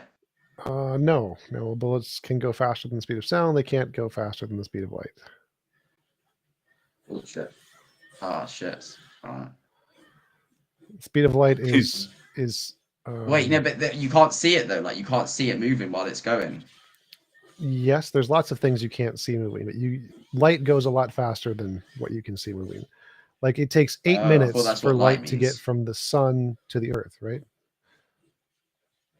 I thought it just like if you go faster than the speed of light, like the plane like disappears or something. No, if you go 'Cause it faster than the has no speed of light on light, it, like it all of goes your like see-through or particles something. disappear and become nothingness. From a black hole. Oh, so you become see-through in that. No, you become a black hole. Oh, damn. All right. So yeah. As far as we know, nothing in Yeah. physics can go faster. Hey, I'm than not the the speed of same light. troll, by the way. I'm just like I don't really know what to ask. To be honest with you, I just kind of ask random questions, you know. That's fine. But, yeah, man. All right. But can I tell you about like what this person said like about religion to me? Sure. And so they said that they don't think that religion should be like they don't see the point of religion. They just think it's pointless. Like there's no point of having religion. Well, religion does have quite a bit of a point. It's evolutionary That's what I said. advantageous, which is why it's so popular in the world. It brings people together, gives people comfort. There's lots of points of religion socially.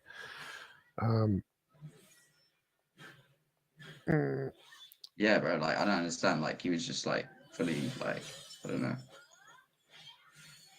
Weird, man. But yeah, I reckon aliens like could be into the Earth. You know, I actually think that. Why would super advanced aliens fly millions of light years to talk to I don't know, abduct some monkeys? Nah, I mean they might have not done that. They might have just, you know, had a little look. You know, played a game of football or something.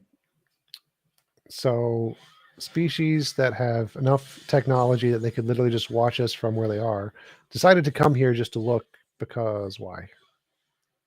I told you they just come here and look, play a game of football. Like, you know what I'm saying? Yeah. What's the South African guy who's one of the best soccer players? He's actually an alien. Elvis. Oh, hard actually to an know. alien. South Africa. What are you Yeah. talking about today? There's no South Africans that are good at football, man. Come on now, buddy. They're all aliens. Elvis was an alien.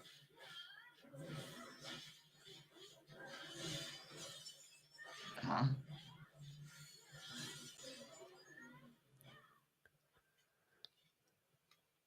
Alien. Yep. Oh, well, I'm gonna let Canucks come up. Oh wait, no, the Canucks was up here earlier, wasn't he? Yeah. No mind. I probably know some of these people, you know, in the audience right now. If anybody would like to raise their hand, they're welcome to. But I mean, we've got Kunox and Q again, and I mean, what do you want me to just keep cycling the same people raising their hands, or what would you like to do here, TJump? I'll just carry on. I'll carry on. So what do you think about Buddhism and like, you know, Buddhist philosophy with Nirvana and shit? I mean, you know, Buddhism is one of the more moral religions, probably the top 5. Wait, can I swear? Can you swear? Yeah. No. Alright. I was just making sure, bruv, because like, you know, they've got Christian chats and that, so you know, I thought I couldn't. But yeah, Buddhism, like, you know, what do you think about it? It is more moral than most other religions. It is a very good religion for the most part. Yeah. It's interesting. So what do you think about like science? Like science is good. Science is very good. Science is the best. All right. Okay. What about physics though? Physics is cool. Okay. What about psychology? I think psychology is less cool. You think psychology is a science though? Soft science. Do you think Sigmund Freud's a base like guy? No, he was wrong about most things. He was very crazy. Yeah, that's what I thought. Is there anybody else with questions? Jay could get up now. All right, Brains, we'll go ahead and move you down. Yep, we got a couple other. I think Jay is going to be a troll, so I might move him back down immediately. Sounds good.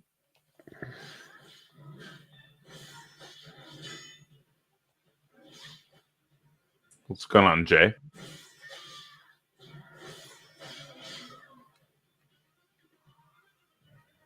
All right, we've got Kunox with more pressing questions. A very, very simple question. So, so the last 10 seconds you were talking about, I'm not sure who was disputing, but the guy was disputing. What do you think would happen if the opposite was true? As in, oh yeah, let's agree with all these things.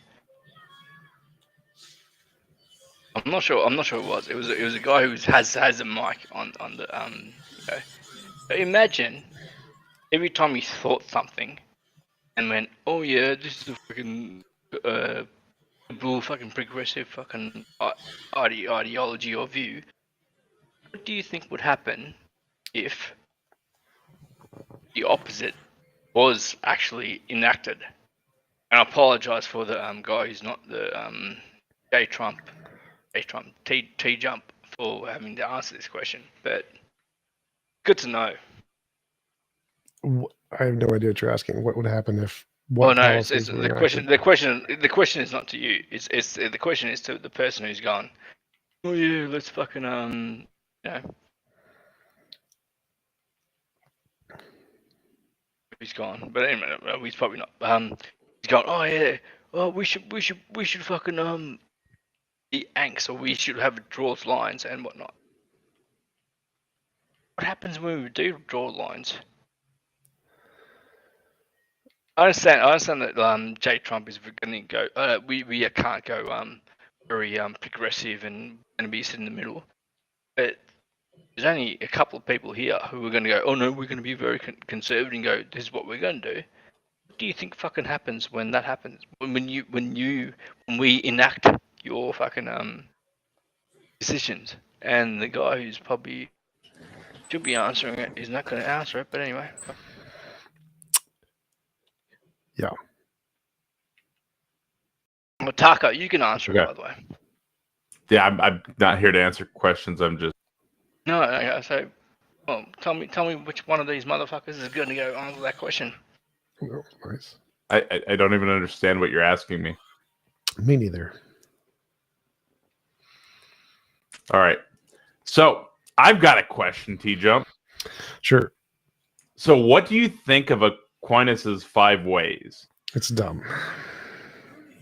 So why is the first way motion dumb? Because things can remain in motion perpetually without having started in motion, so motion doesn't require a mover. Because of infinite regress. Sure. So what is your response to the quote-unquote sniper problem? The Muslim one? Yeah. I think that's what where there's like there's never first sniper. I don't even know how to phrase it. It's so dumb, but yeah, it's if there's a bunch of snipers and nobody tells the first sniper to fire, how does the sniper fire? That assumes that time is linear and that time has a first person to have started the operation. And time is not linear like that. So you don't actually need someone to tell the first moment of time to move because it was already existing. Right, because there could be a first moment in time and things existing prior. Yeah.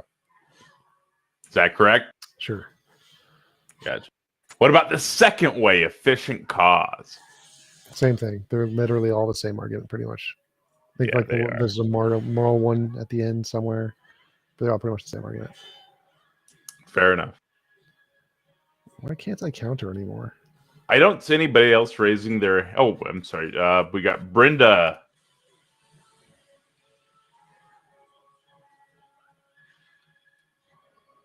Brenda, I invited you up. Yep. Good morning. Can you hear me? Yep. Morning. Hey, I was wondering if you heard or saw Sabine Hassenfelder's comments with regard to ChatGPT and whether or not it understands the questions that's being asked. I did not. I would assume she says it does not understand them and it's just responding like... She says it partly understands. I would probably disagree. I doubt it understands anything yet. Well, not fully. I would say it doesn't understand at all. Why not? Because I don't think it has a aspect of its brain that is conscious to have any kind of level of understanding. Her argument is that she goes back and revisits John Searle's Chinese room argument, and she says that basically because the Chinese room itself is responding appropriately to questions in Chinese, that therefore the Chinese room understands Chinese. This is just what we mean by understanding is that you use concepts properly within context. ChatGPT does this, and so it at least partly or understands some of the things it says, but not everything.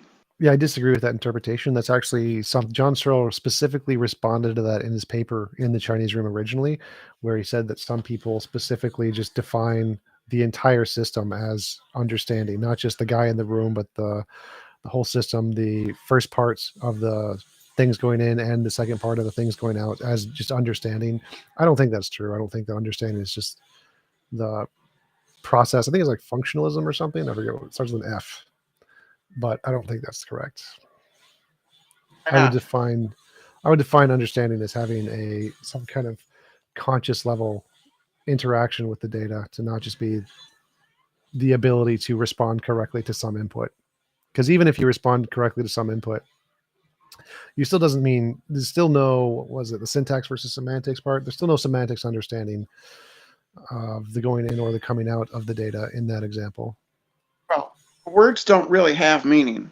They have usages. They don't have meaning themselves. Well, there's no intrinsic meaning. Huh? Objectively, they don't have like intrinsic meaning. That's true, but that's not the point being expressed. It's more about do they have a meaning to the person listening to it? Yes. Whether it's objective doesn't make a difference. That doesn't matter. Right, so if I understand only a few phrases of French, but I use them correctly, do I understand those phrases of French? Sure. Yeah, that's what she's saying. Well, the robot doesn't have any of that. It doesn't understand anything. The ability to it's use using them properly. The ability to use it is irrelevant to the understanding of it. Using them. Usage is all there is. That's all that it is. All that meaning consists of is usage. No. Yes. No, because there can be incorrect meanings. Like you can use it in a way, and there's no incorrect meaning. Yeah, there is. It's just usage. No. You're claiming that there's some I can objective... use a word that I intend to mean something, and you understand it to mean something differently. Yes. So I could be using it correctly from your perspective, but my intention was to get you to understand something you did not. So the meaning that I conveyed was incorrect, even though the usage was correct. No, there's no objective meaning to words. Objective is completely irrelevant. I didn't so say if objective. I say I never said Gavagai, objective. If I have an intended usage of the word, the meaning is the thing I intend to convey to you. That's what it means. No. So if I have an intended usage where I intend to convey information to you, and I'm using the words correctly, but you don't understand it, or vice versa. There's no correct. No. There's no correct. I literally usage. stop interrupting. Stop. I literally just explained this. I have an intention. The intention is the meaning.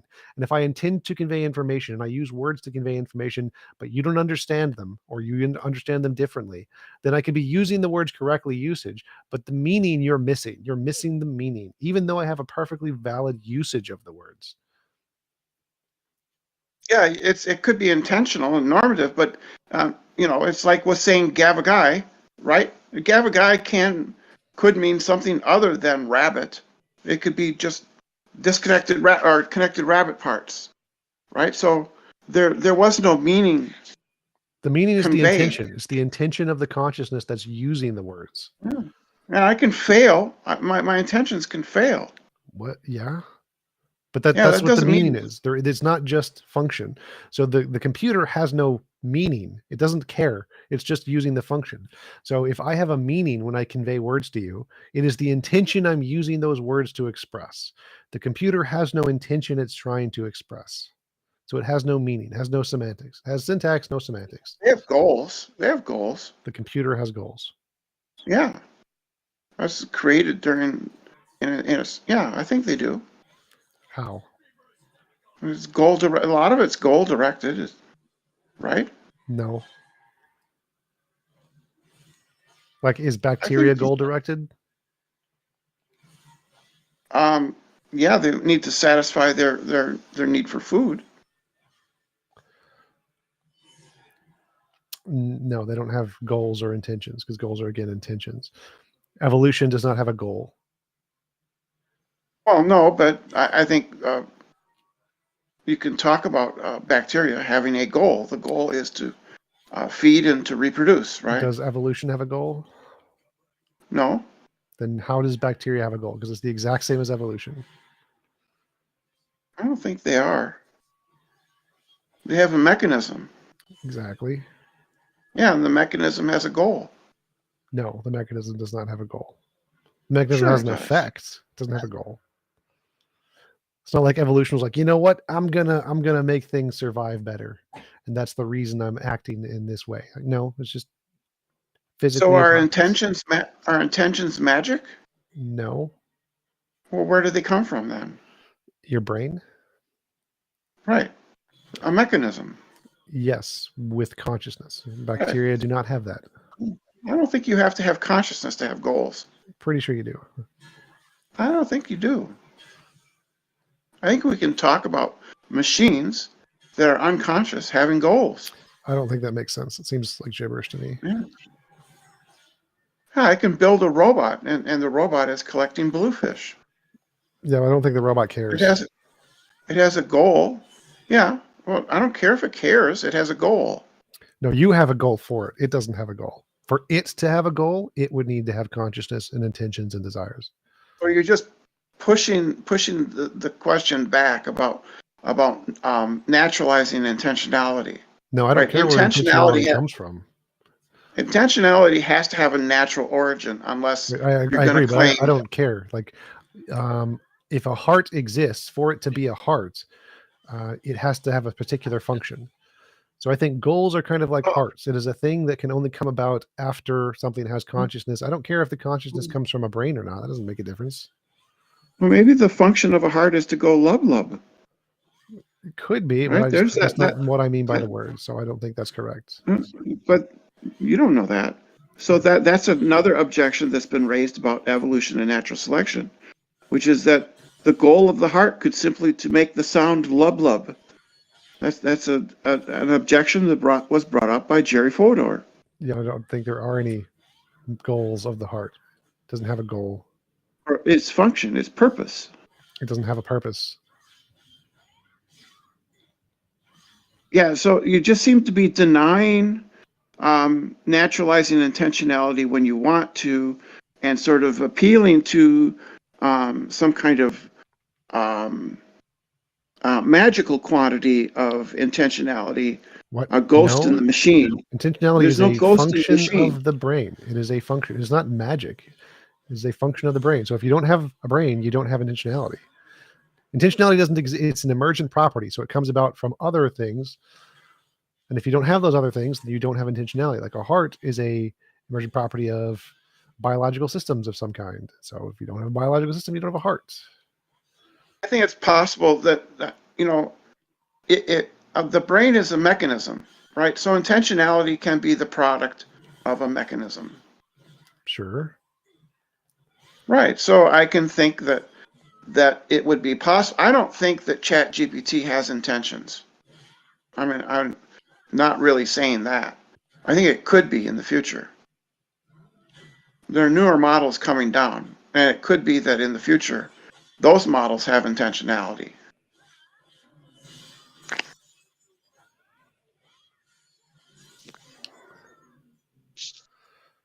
Right?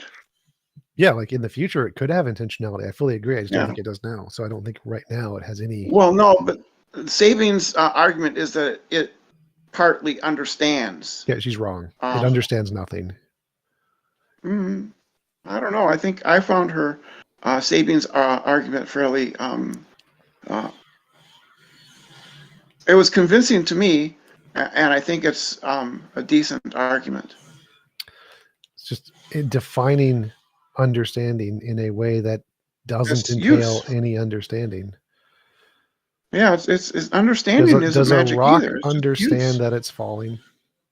If a rock could reply to my questions about English grammar in a way that that it uses those concepts correctly, then I would say that rock understands English does a rock grammar. understand gravity? It uses gravity perfectly well to get to the bottom of the Well, mountain. no, Understand it? rocks don't have.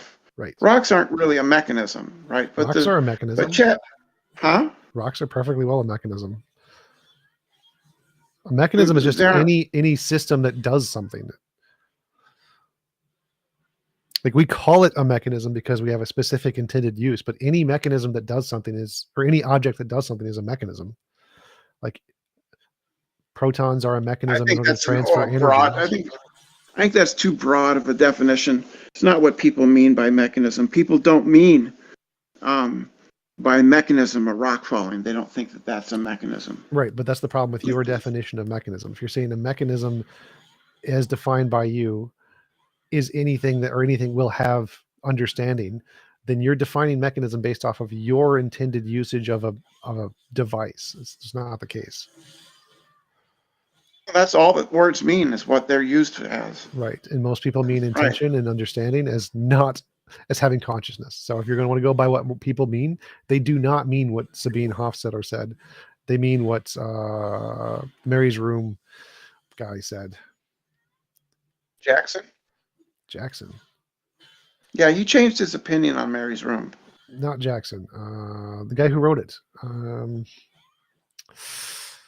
You're talking about John Searle, and yes. You meant the Chinese Room, yes, not Mary's Room. Mary's Room was by Jackson. Yeah, which was about qualia.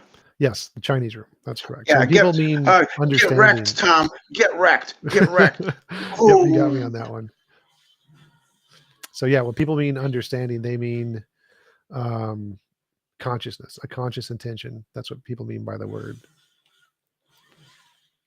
So if you just mean some kind of mechanism that does something, like most humans will say, that's not understanding at all. It's just not. If I'm unconscious, if I'm in an unconscious, dreamless sleep, yeah. Could somebody say put forward the proposition that I intend to write a novel? Nope. And could that proposition be true? No. Yeah, of course you can. No, it could have been a past tense. You intended to write a novel. No, but in your current state, you don't intend to do anything. They could attribute to me the intention that I intend to write a novel. No, it would be past tense. That proposition would be true. No, it would be false. It would obviously be false. It would obviously be false. Like it would have been past tense. You past tense intended to write a novel. Now you're in a coma. Now you don't intend anything. You have no intentions. I think when people say something like that, what they mean is that if that person were to wake up out of their sleep, because they were conscious, they would have, because they were conscious. So they say in a conscious state, they intend to write a novel. Yeah. In they have intention. State. No, only if they're conscious. I think that's overly restrictive. I think people would say that. I would think people would say. Well, so let me phrase it to you this way. If someone will never regain consciousness, will someone say they intend to write a novel? I think they would say that he intended to, but because he's in a coma, he could no longer satisfy. He can no longer satisfy that So if I ask, does this person in a coma have the intention of writing a novel?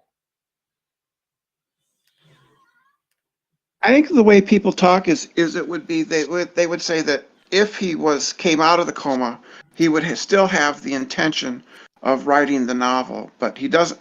He can't because satisfy the intention it comes from the consciousness. desire. Because the intention comes from the consciousness. Well, I think it's more of a disposition, right? He has the disposition to write a novel, and because he's incapacitated, he can't satisfy his disposition. No, I don't think anybody would agree with that. Yeah, I think that's how people talk. It is not. I think it is. I've done this thing where I've spoken to people, and they do not think that unconscious people have intentions. I do. I think it's perfectly reasonable to say, that author. It's a sad thing. He was going to write a novel, but he slipped into a coma. So if we could medically bring him back out of the coma, he would still want to write that novel. Well, I've already addressed this. Like, they only have the intention if they're conscious. If it's never conscious, he will never have the intention. Mm, It is not possible to have an intention if you are not conscious. I just think you're being overly narrow in your usage, and that people would say that. I don't think so. I think you're confusing people's generic colloquialisms with how they actually understand the word, and I don't think of anyone ever that I know of would think that you can have an intention without a conscious state. Like, that's just not a thing people think. Do you think intentions are dispositions? Depends what you mean by disposition. Well, a disposition could be something that you're not really conscious of. Then no. Right? Because like a rock has a disposition to fall. Sure. Because it has the potentiality, if it's, elevated, to fall. It Sure. doesn't have any consciousness. Sure. Then it does. Then I would say you can, by that definition of dispositions, then there is no disposition or dispositions would be a broader class of things than intentions. Intentions are only classes of things that are conscious. I think intentions are what come out of a sufficiently complex brain. Sure. That has dispositions. Sure. Right. I would agree. So I have a because my being thirsty is a disposition. It's because it's like my body saying I need Sure. water, and then I form the intention of getting a glass of water. The intention is dependent upon there being a disposition. All right, I've got to go pretty soon because I have a modern day debate at noon. Okay, well, I didn't mean to. No, it's fine. I didn't mean to take up time. Huh? Appreciate you coming. It was great. Yeah. You're still wrong. Sabine Hassenfelder is right. No. She's prettier than you, Dave. She's prettier than you. Did you just call me Dave? I don't know why. It's okay. I had no intention. I had no intention. It was just a dispositional thing. So you didn't understand it. I got it. Wrecked. Yeah. Wrecked. Well, thank you for coming up here. You have an awesome weekend. And everyone, thank you for coming to the AMA. It was fun. TJump, you're awesome. Make sure you guys click his links. Do you have anything you'd like to close out with? Join the Atheist Church. Check out my link in the description. Send me monies, please, because I want to start my atheist church and provide affordable housing. It's very moral. We're going to conquer the religious churches by having a better one. All his links are pinned in discussion. I'll go ahead and close it out now. Good luck with your debate here in a little bit. Is that good? What channel is that going to be on? Modern Day Debate and mine. Mine is better. Yep. Well, I'll be watching that. Y'all have a good one. Take it easy.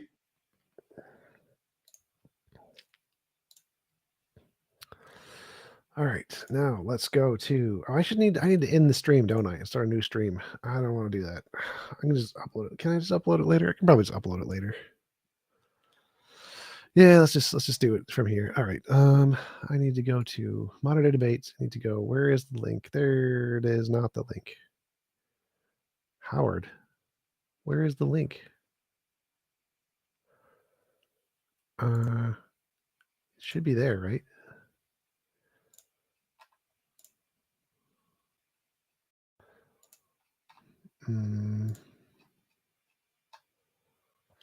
Like I literally just it comes up on my phone. No, that's the Howard link. All right.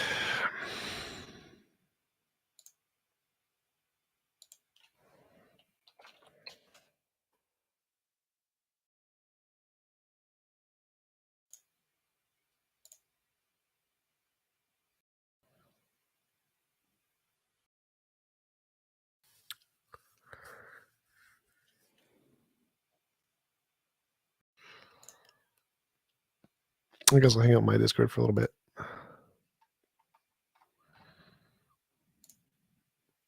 What's up? I'm streaming. Hello. Heck yeah.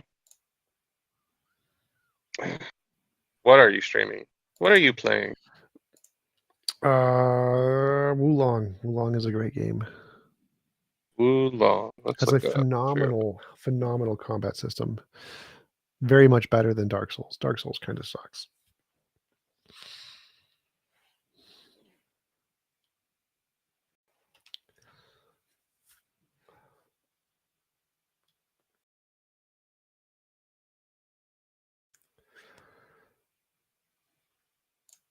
Do you mean Wukong? No, I mean Wulong.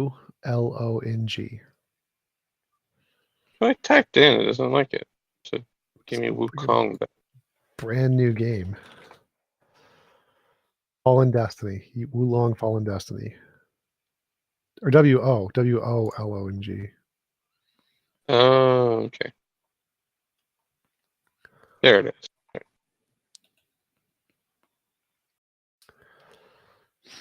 You're supposed to be in the kindergarten on politics? I was just there. I was doing a Q&A.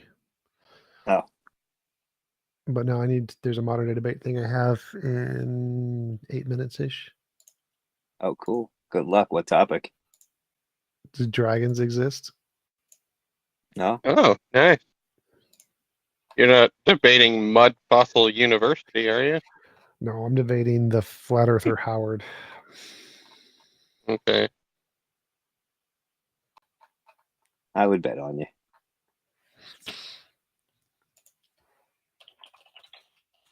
Well, if you say dragons don't exist, then Soph's just going to think she just won the debate we were in.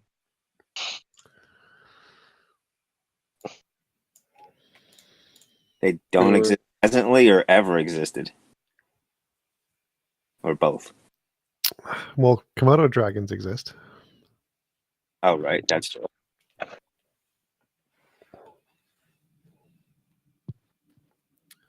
Theo, you were right. I'm sorry.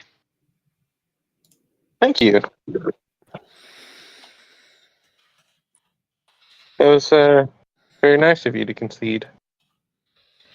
Well, I Well don't want to done. embarrass myself. One sec, I anymore. gotta reconnect. Hold on. You go. Ah, Fred. Bonjour. Bonjour, ça va? Ça va, ça va. Oh, you asked me. Oui, ça va. Oh, Fred, I'll get better. I promise.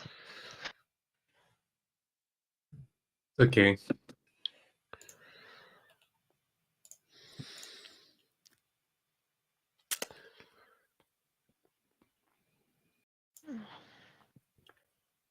Bonjour.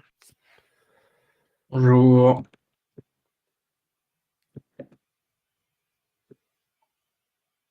Oh, damn. Carl Sagan's Apple took off. Nice.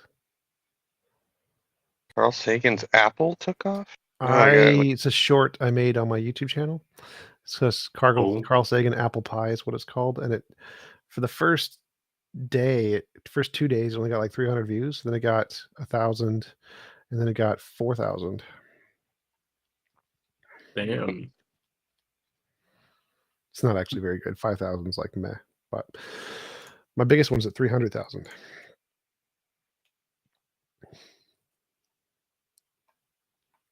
Dear Lord, Tom, that last one was rough listening to. Which one? Brenda.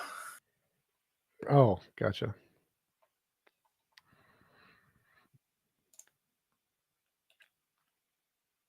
Does it upset you at all when you hear people say, "Well, I think and I feel" in the conversation? Because it depends. Like if the person is kind of fuck the conversation for me.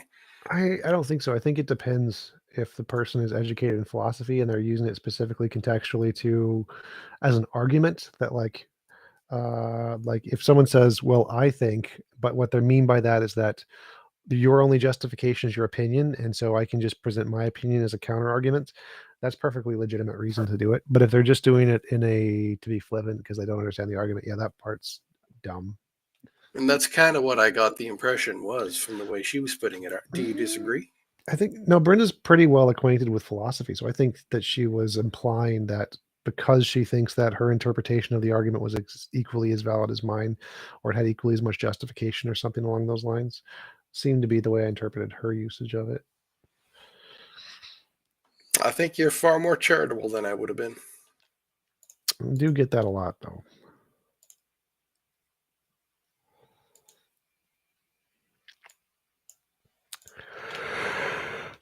I think it started after I had a discussion with some preceptor somewhere where he was talking about sensus divinatus. And so that was his justification for it, for a lot of the stuff he was talking about.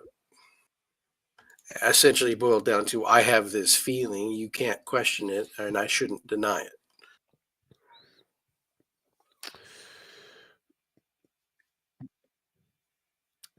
I would just deny it.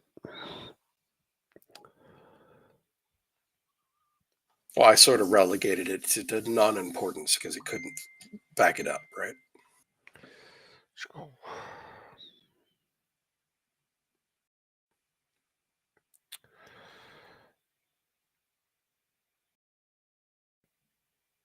What are you playing on, Tom? Are you on PS5 or do you download it from Steam or something? PS5.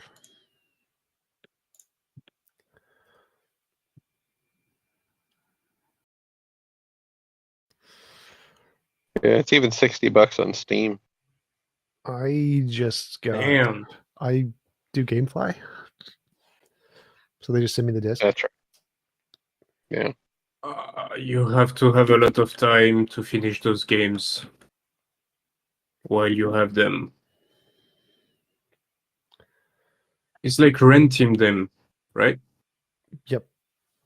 Because I don't actually keep them. Like after I finish the game, I pretty much stop playing. Any games you play a lot that are very old? No.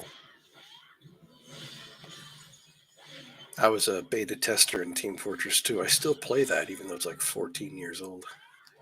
Wow. Did you have one of the shiny hats? I have many shiny hats, but I also have a badge that says I'm a primeval warrior because I was one of the beta testers. Damn it.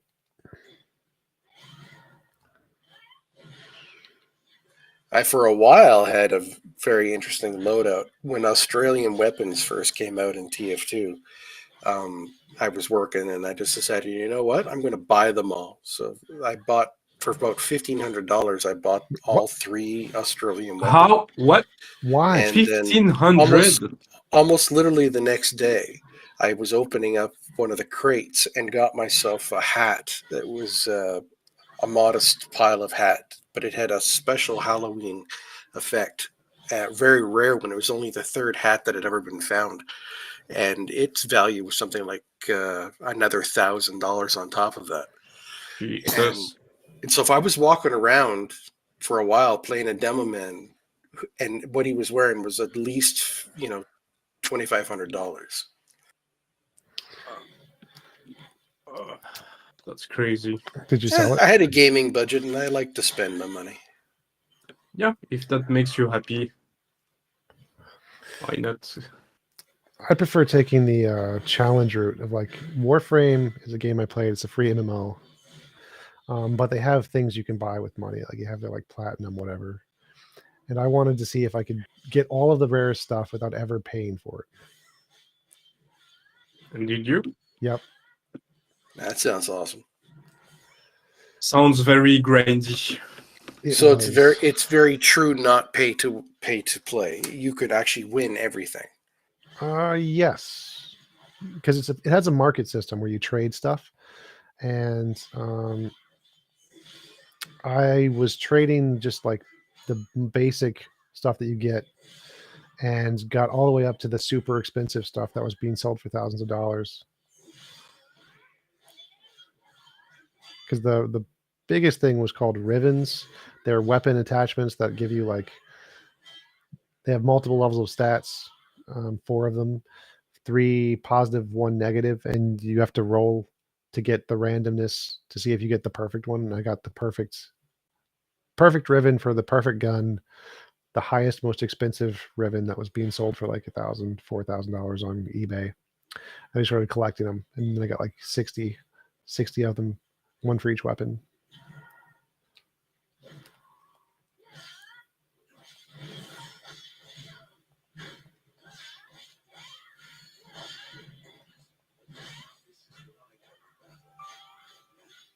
Oh, I think that's the link.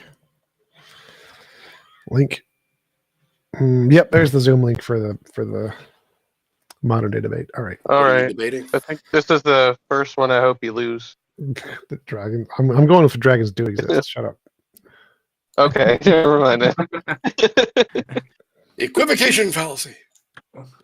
I mean, Howard is he's a really tough debater, to be honest. Yeah, because he doesn't have any reason, so it's very tough to debate him. I mean, he's so fucking crazy that it just see what I mean? It just fucks up your brain. I mean, even listening to him. I think you might be able to just Bugs Bunny him, Tom. Just you're like, no dragons. He's like, yes dragons, no dragons, yes dragons, and then you just go, yes dragons. He goes, no dragons, and then you just like, I win. Yep. Yeah.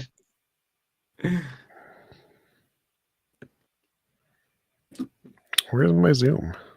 There's my Zoom. Who are you debating about dragons? Howard the Flat Earther. I mean, he's not only a flat earther; he also have many other weird beliefs. Yeah, but the Flat Earther one is crazy. You are safe to talk. Yeah, it promises. Is to someone be a holding you shitstorm. to against your will? Yeah, modern day debate. Are you being forced to do this? Do we need to call the authorities? Yeah. All right. Hey. Turn off camera. Can yeah, my voice is being picked up there. All right. Yeah, I can hear you. How's it going? Pretty good. I'm live and talking to other people. Just FYI. Oh yeah, you're all good. Right. Yeah, sorry for the late invite there. Yeah, I thought somebody else was sending Yeah, it there, and great. James messaged and said that was just a typo. So I was like, okay, yeah, I'm on it. Yeah, we're just gonna wait a few minutes here for other See if I debaters can- show up here, Howard, and then we'll get right to it. Should we mute the channel so we don't distract him? No, I'm No, gonna he's leave. I'm gonna leave on the Discord. Don't worry about it. Okay. Yeah. That means we can't Yeah. whisper you the answers. Yeah. I'm just trying to get this I ready. think he'll be all He sent right. me some stuff Just, here, so I'm just just stick firm to your guns. No dragons. Yep. pretty excited to talk about dragons. But what do you mean by dragon? Perhaps it's a metaphorical dragon. Oh, Potato I dragon. know what he's gonna say. He's gonna present some I'm old, a bit of a weird dragon. I descriptions hoard of dragons things and to a say, degree. "Oh, look at." All right. Let's see. I'm thinking about ending my stream and starting it over again because I was just streaming a Q&A. I'm undecided. All right. Yeah, I'm just gonna put the I'm just gonna start the stream on the YouTube there and get the thing up, and I'll keep my I'll just hush, I guess. I'm just hanging out. All right. Yeah, I think I'm going to end the stream. All right, guys. Thank you for Phil Kindergarten 2.0, and I will see you guys next time. And if you want, join in again about 5 minutes to see me debate a flat earther about whether dragons exist. Check out the Atheist Church. Donate. I'm just getting subscribe stuff. Peace out.